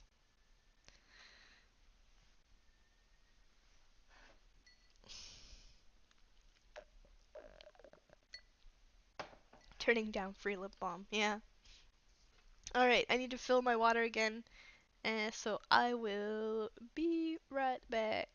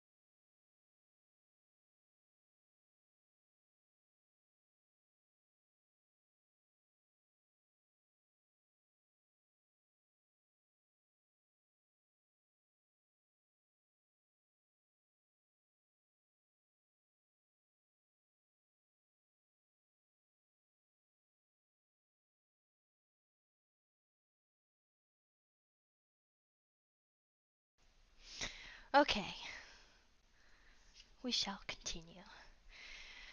For a change, I'm not among the first ones to come to morning class. Instead, almost everyone else seems to be here already. I recognize most of my class by faces. BRB text? Ah, thank you. Forgot. Got everything else but that. I recognize most of my class by their faces now, though the names escape me still. The class goes on lazily, and I think I'm starting to get into the rhythm of school. I've stopped worrying about taking notes and being overly attentive. Okay. The first days I was pretty high-strung in class. Muto finishes his lecture about electricity early, but continues without a pause about the festival. So as you know, the festival is on the day after tomorrow. I hope everyone's projects are going to be successful this year. Have a good time, but also come Sunday, please keep the meaning of this festival in your minds. Games and fried food! Everyone bursts out laughing, and so do I. Yes, thank you, Mikado. But what I mean is the remainder of his sentence is buried beneath the ring of lunch bells, and everyone starts packing their things. Muto deliberates for a moment, but since almost nobody seems to pay attention anymore, he gives up and sits down. It's crowded in the hallways, or as crowded as hallways in this school probably get. Most of the students seem to be heading down for the cafeteria. Isao, I'm going to make you a one-time only super special extra lunch offer. Emmy's homemade lunchboxes and the privilege of enjoying them in private with two bombshell beauties. Her overtly flirtatious sales pitch echoes in the hallway, a remarkable feat since it's full of people. Emmy strikes a very confident-looking pose, as though an attempt to one-up her own ridiculous, puffing out her very modest chest and making the V for victory sign with her hand. You mean peace? Sounds delicious. To what do I owe this honor of being invited? You stood there looking really lost, so I thought you could use some company. This is probably the most depressing reason imaginable. So how about it? You're probably really lonely and would eat that awful cafeteria food all alone otherwise. I'm kidding. Sure, I'll have your lunch offer with pleasure. Let's go to the roof. The roof? Why the roof? Because that's where we eat lunch. And if I don't get up there, then she'll probably wander off. Then I just know she'll go hungry because she never packs a lunch for herself. Who will? Come with me. Without answering questions or waiting for a response, she grabs me by the arm and drags me through the hallways. I attempt to make conversation on the way. Why do you have an extra lunch? Emmy smiles guiltily. Actually, it's yesterday's lunch. I slipped in a run at lunch and forgot to eat it. The stairways to the roof is a little dilapidated, but it's clearly been used recently. At the top of the stairs is a door complete with missing padlock. I wonder who the intrepid individual that removed the lock. Emmy shoves the door open and steps beaming into the sunlight. Suddenly, a tall, dark stranger appears out of nowhere, standing imposingly in front of us. Emmy flinches back, almost falling back down the stairs. Eek! Hello. Yipes, you scared me, Rin. Wait, isn't she? Hello. Noticing that Rin is speaking to me, Emmy looks curiously at me. You two know each other? I look confusedly at Emmy. She's the friend of yours? Rin turned her gaze towards the clouds drifting above the school. I didn't know you knew this person, Emmy. The awkward silence lasts only for a few seconds until Emmy lets out a tiny giggle, shrugging the confidence off. I invited Hisao for lunch. If you know him, that's just better. Oh, does that mean I don't get food? Or did you invite him for lunch without the lunch?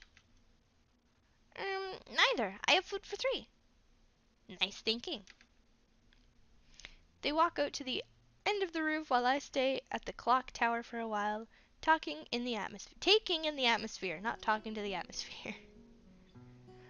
Oh no, what is this? There's another tie now? Oh, Emmy and Rin are tied. Hmm. And Lily and Shizune are also tied. Dang.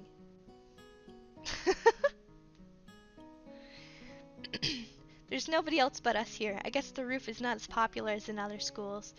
A few run-down benches and tables are scattered around the edges, perhaps in an attempt to make the rooftop look less desolate.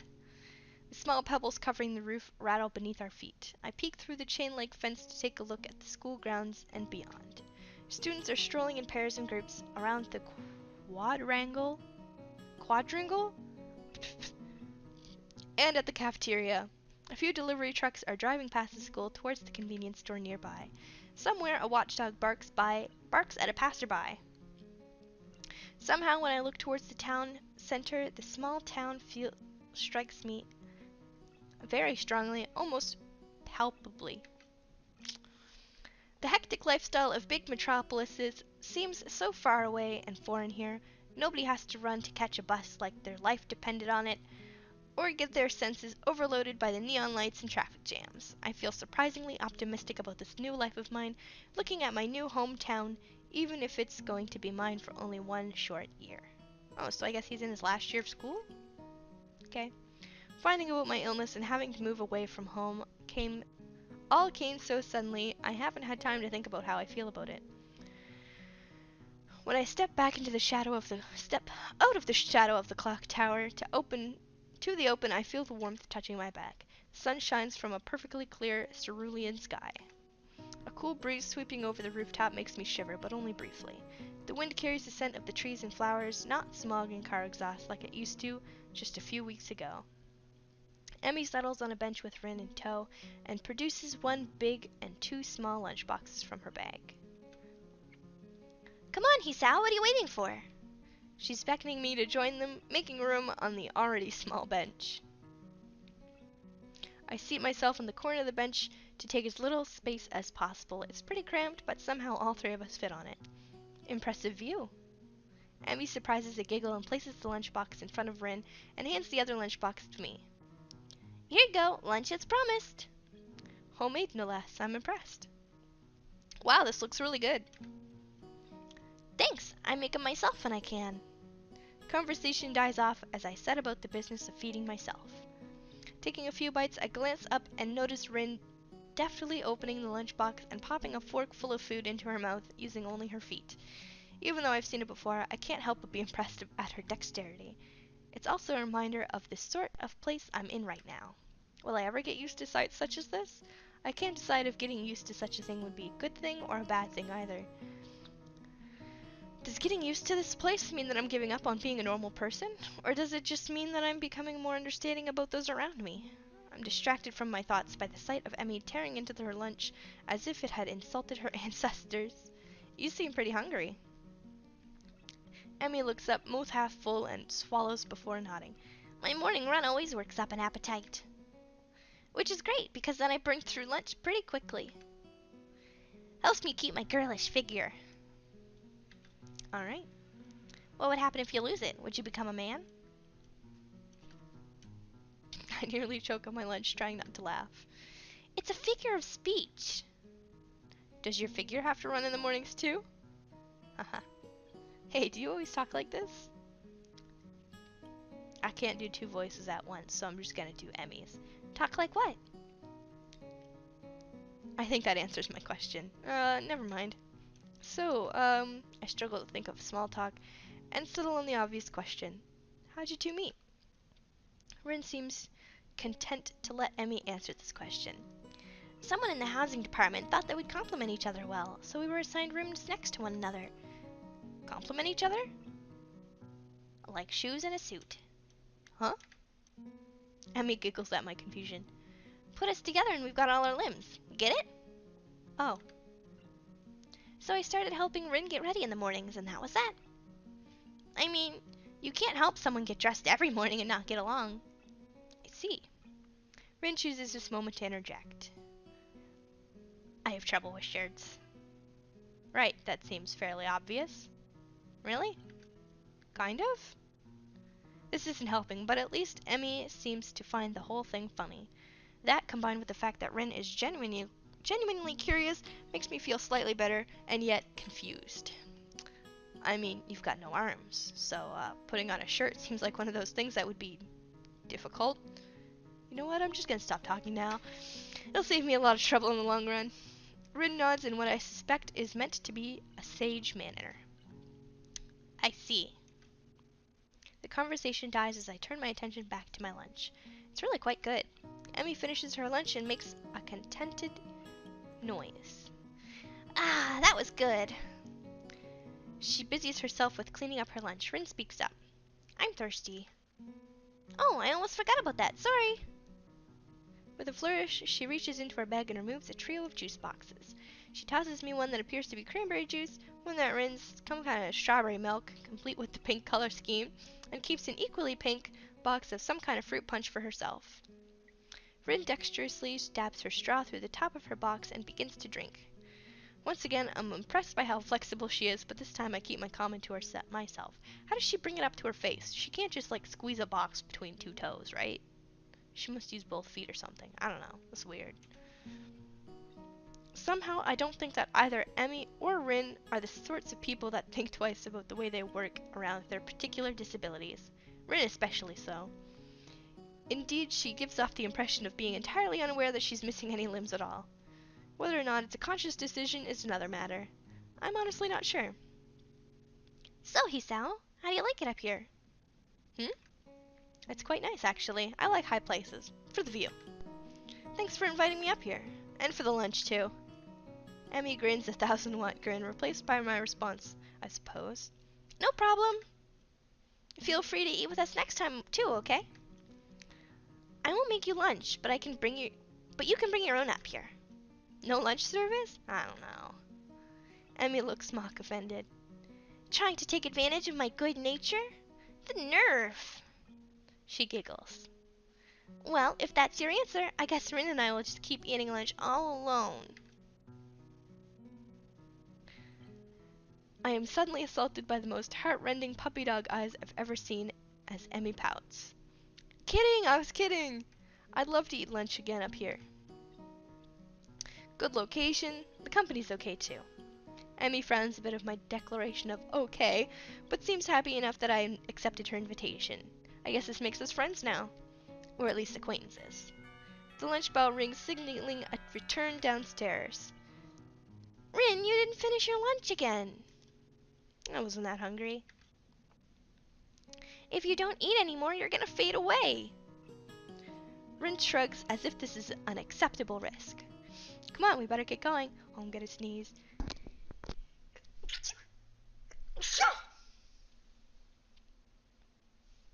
Okay, we're good. The three of us head down the stairs together. The afternoon class passes. Oh, what?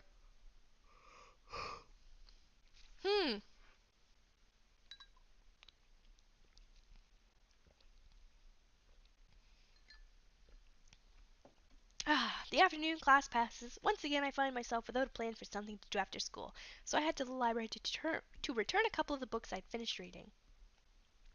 Walking inside, I see that there's about as many students here as there were on Tuesday, all the more evident from the almost total silence enveloping the room. Good God. I drop the books that I borrowed into the return slot in the counter. Yugo suddenly pops up from behind it, quite startled from the banging that they make as they hit the trolley next to her. Oh, sorry, Yuko, didn't mean to startle you. No, that's fine. It happens a lot. I'm used to it by now. I have no idea what voice I did for her yesterday. Can I help you? It's okay. I think I know where everything is. That's okay. Thanks anyway. I suppose I'll grab another book or two while I'm here. There's not much else to do. After reading so much during my stay in the hospital, it's become a hard habit to break. I wander down to the fiction section towards the back of the library, scanning the bookshelves for anything that catches my eye. As I do, I look over to the corner where Hanako had been the last time I was here, not expecting anything to come of it. Surprisingly, though, she's there, absorbed completely in a fairly thick book. I decide against intruding on her like last time and get back to finding reading material. After an indiscernible amount of time spent pursuing the aisles, I finally decide on a couple of books to get and slide them off the shelf. With a minimum amount of fuss, I walk over to the counter and check out my books and pop them into my bag as I walk out. By the time I leave the main building, sunset isn't too far away. A small trickle of students remain, but the majority have left, presumably to their own homes and dorms. I guess I need to buy some supplies. I can't live off cafeteria food and eating out of here for my entire stay. As I leave for the gates, I make a few loud stretches and try to stave off the tiredness that's accumulated over the week. After passing through and rounding the corner, I see a solitary figure walking downhill towards the small town below. The color of her hair and tapping of her cane are unmistakable. I quickly walk up to her, which seems to catch her attention without a word needing to be said. "Hi, Lily." She takes a moment to place the voice, slightly adjusting her head to face a bit more towards the source of my voice as she does. "Hisao?" "Yep, that's me." She seems to have a good memory for voices. The fact that she actually remembered is quite a pleasant surprise. "Good evening. What brings you here?" Once again, she gives me a small, polite bow, and once again, I reply in kind before realizing that I didn't need to. "Just going into town. You?" My, what a coincidence. Doing the same thing, eh?" I usually go shopping on Fridays." She pauses for a moment, suddenly looking a bit lost. "That said, Hanako usually comes to town with me." Not lost, but worried. The two seem to be keep pretty close tabs on one another. It's kind of surprising that Hanako would just forget Lily like that. I noticed her reading in the library. She probably just got caught up in a book. She lets out a small sigh of relief. "Thank you. She has a habit of doing that." "Avid reader?" "Right. She doesn't like being around crowds of people, so reading away from everyone lets her relax a bit." Although she probably didn't intend it, I can't help but grimace as I recall my first meeting with her. Hardly wanting to bring it up, I remain silent as we quietly continue to walk down the quiet road. Tack, tack, tack, tack. With the road bereft of cars, and the students of Yamaku increasingly far behind us, the quiet rustling of leaves and measured tapping of Lily's cane against the sidewalk are all that can be heard. It's kind of nice, especially compared to the hustle and bustle of where I used to live. Before I knew it, I've relaxed so much that a loud yawn escapes before I can control it. Tired? Yeah, I've been running ragged these past few days. That's an understatement, to be sure. Transferring into a different school would be bad enough, but nothing like this.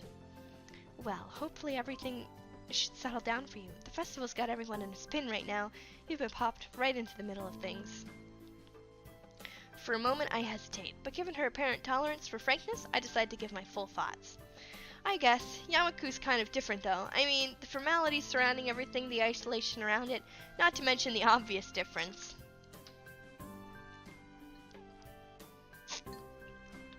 It's kind of a whole different mindset. I suppose I'll get used to it though in time. She gives a matter-of-fact nod, apparently pleased with my answer. It feels almost as if she's included me in her flock of students she's sheep-herding, along with the class of 2-3 and Hanako. Well, not that I mind. It's nice to get the thoughts off my chest in any case.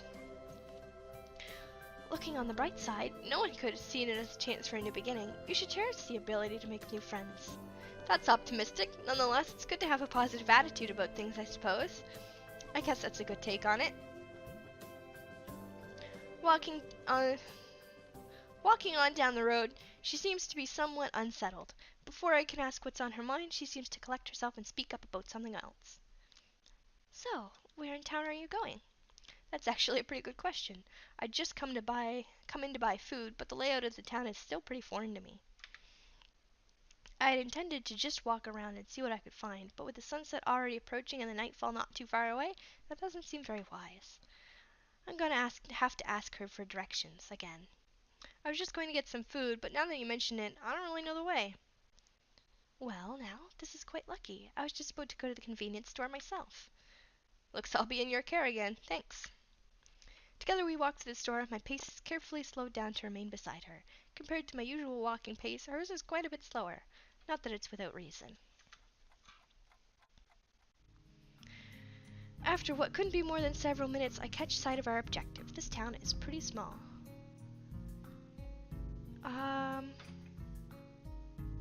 Yeah, there was just no sound right there.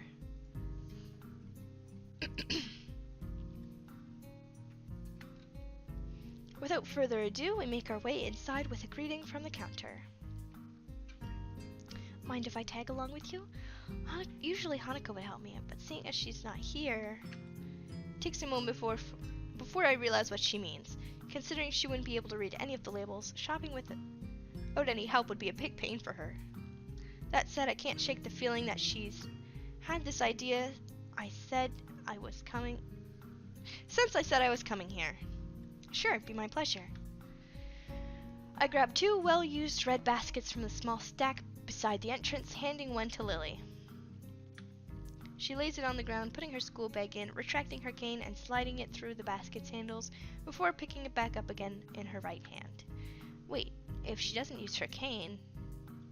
Before I can complete the thought, she comes beside me and pinches the cuff of my uniform in her slender fingers. Is this all right? Sure. I have no reason not to accept. I can't think of worse things than shopping. I can think of worse things than shopping with a pretty girl holding on to me, even if it's out of necessity.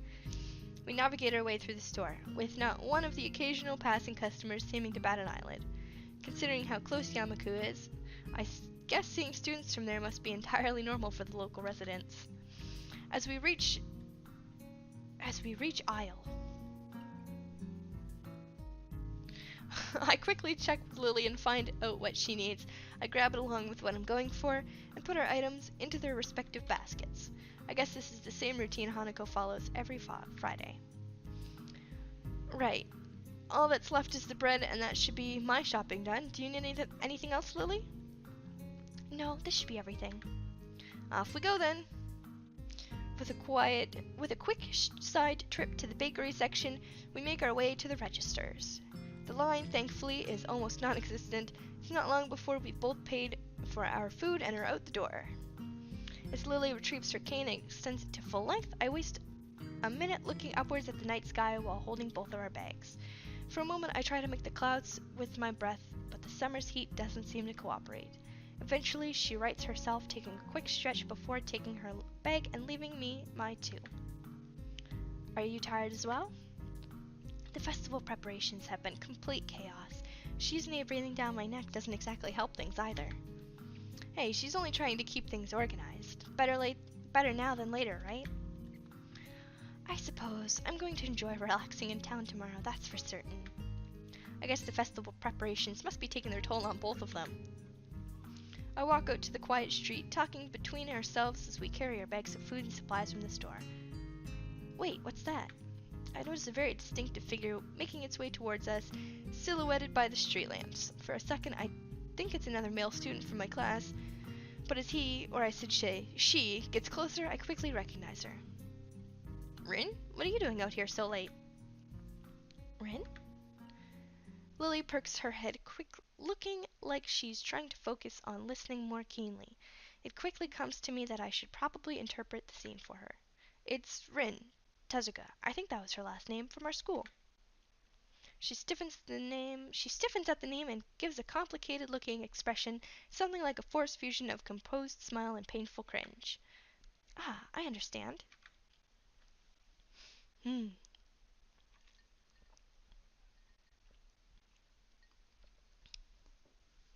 I guess Lily knows Rin too. Rin turns to look at us, looking terribly out of it. I'm not entirely sure if she recognizes either of us, but at least she doesn't acknowledge it if she does. She looks like a zombie, or a statue of a zombie. But slowly, some symptoms of understanding seem to light in her eyes. Light seems to light in her dark eyes. This is something she must react to. Rin blinks once, very thoroughly. Hello.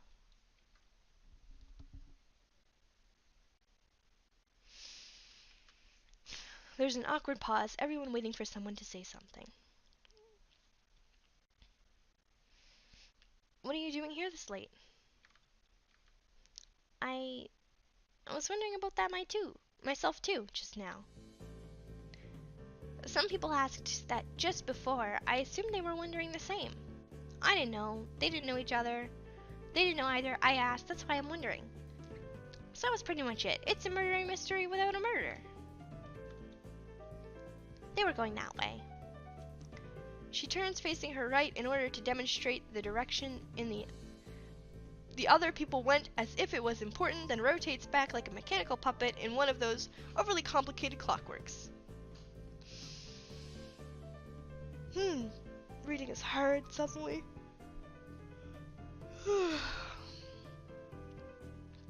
For a person who gives an impression of being the quiet type, Rin really does use a lot of words to say things that don't need a lot to be said.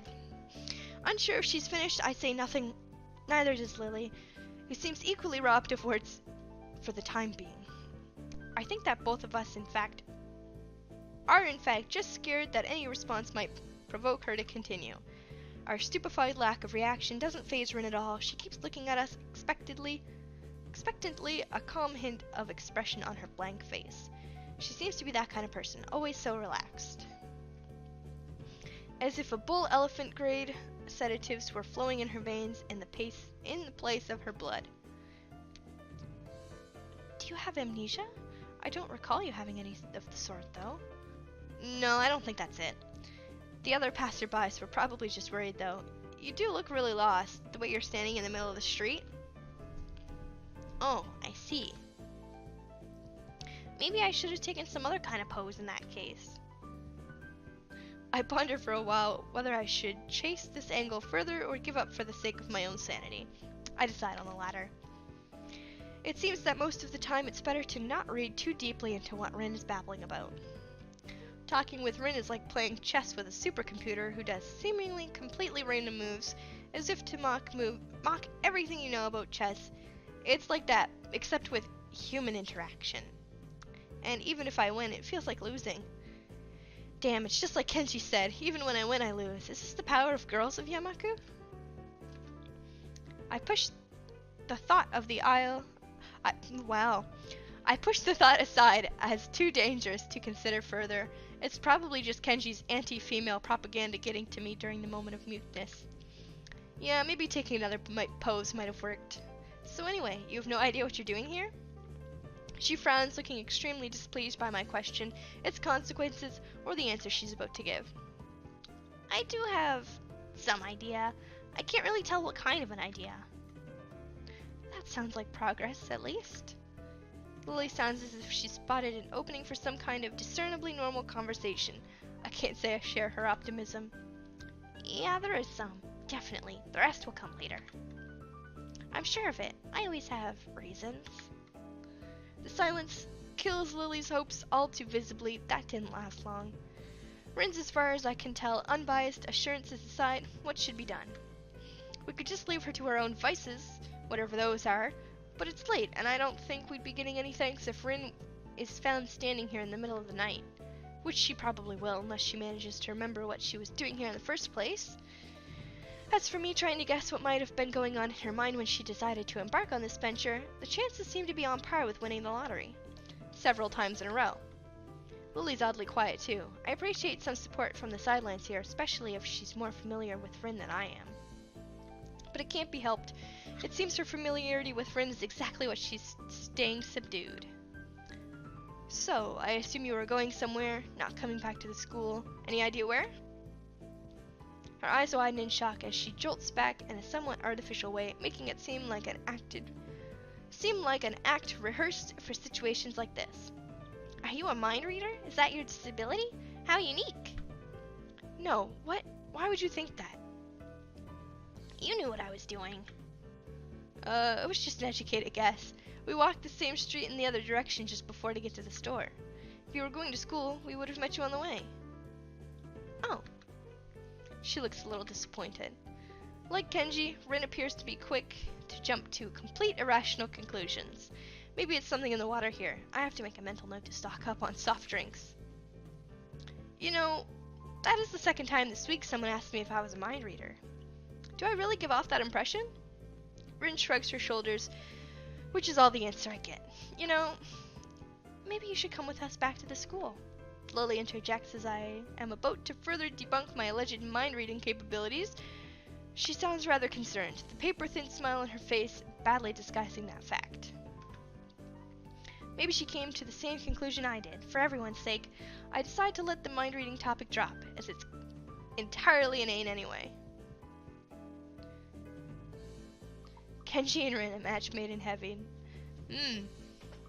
Oh, yeah, they're both crazy and Rin doesn't have arms to stab him, but she does have feet, though. That's a problem.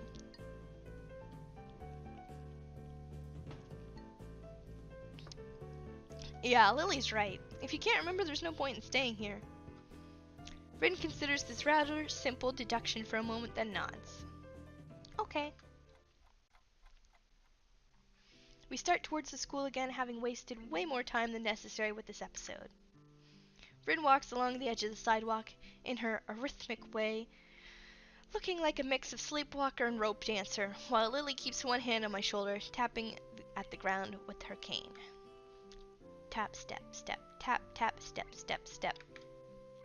Apart from that and a few fragmented beginnings of the conversation, it's quiet.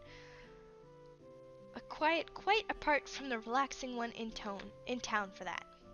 So how's the mural going? We are going to get bad luck. No one ever talks about work in progress.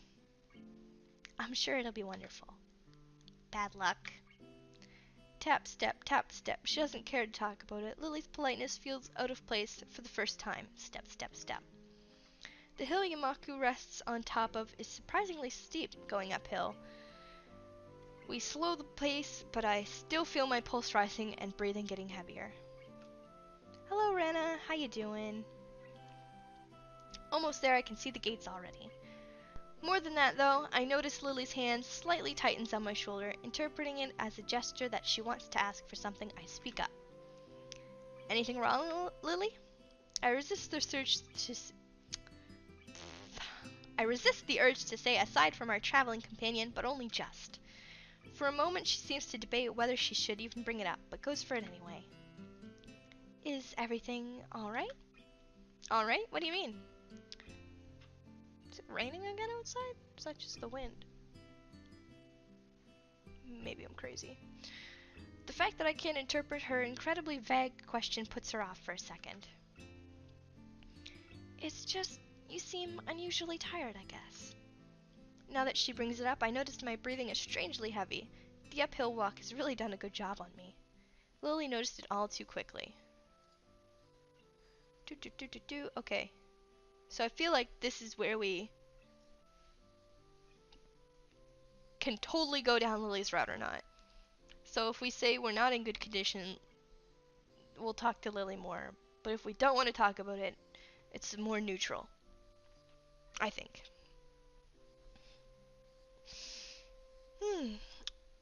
But the poll is still tied, so I don't know what to choose. Let's just make sure. God. Okay. Well, yeah, I know that's the problem. It totally splits. It's gotta. It looks like it splits. It sounds like it splits. It probably splits. I could stop here and come back to it tomorrow when we have more opinions. Maybe. Maybe. I don't know. What do we think? Oh, it splits real hard? Oh, yeah, I thought it might. Okay. We'll stop here for today and then we'll come back to this. Actually, I can't. This is a choice. Okay.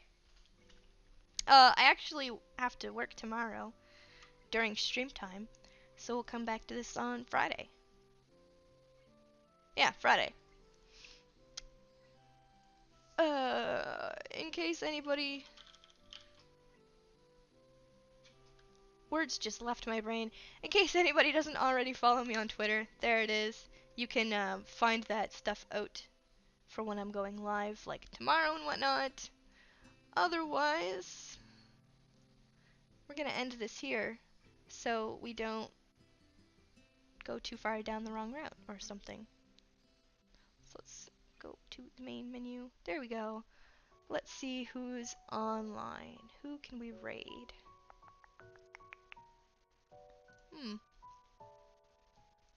Let's see if there's anybody. I don't have any friends playing, I don't think. That's a tragedy. Nope.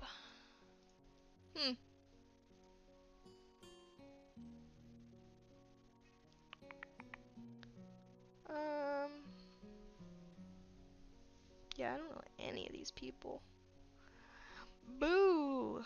I mean, I do know Eiji, but he doesn't speak English.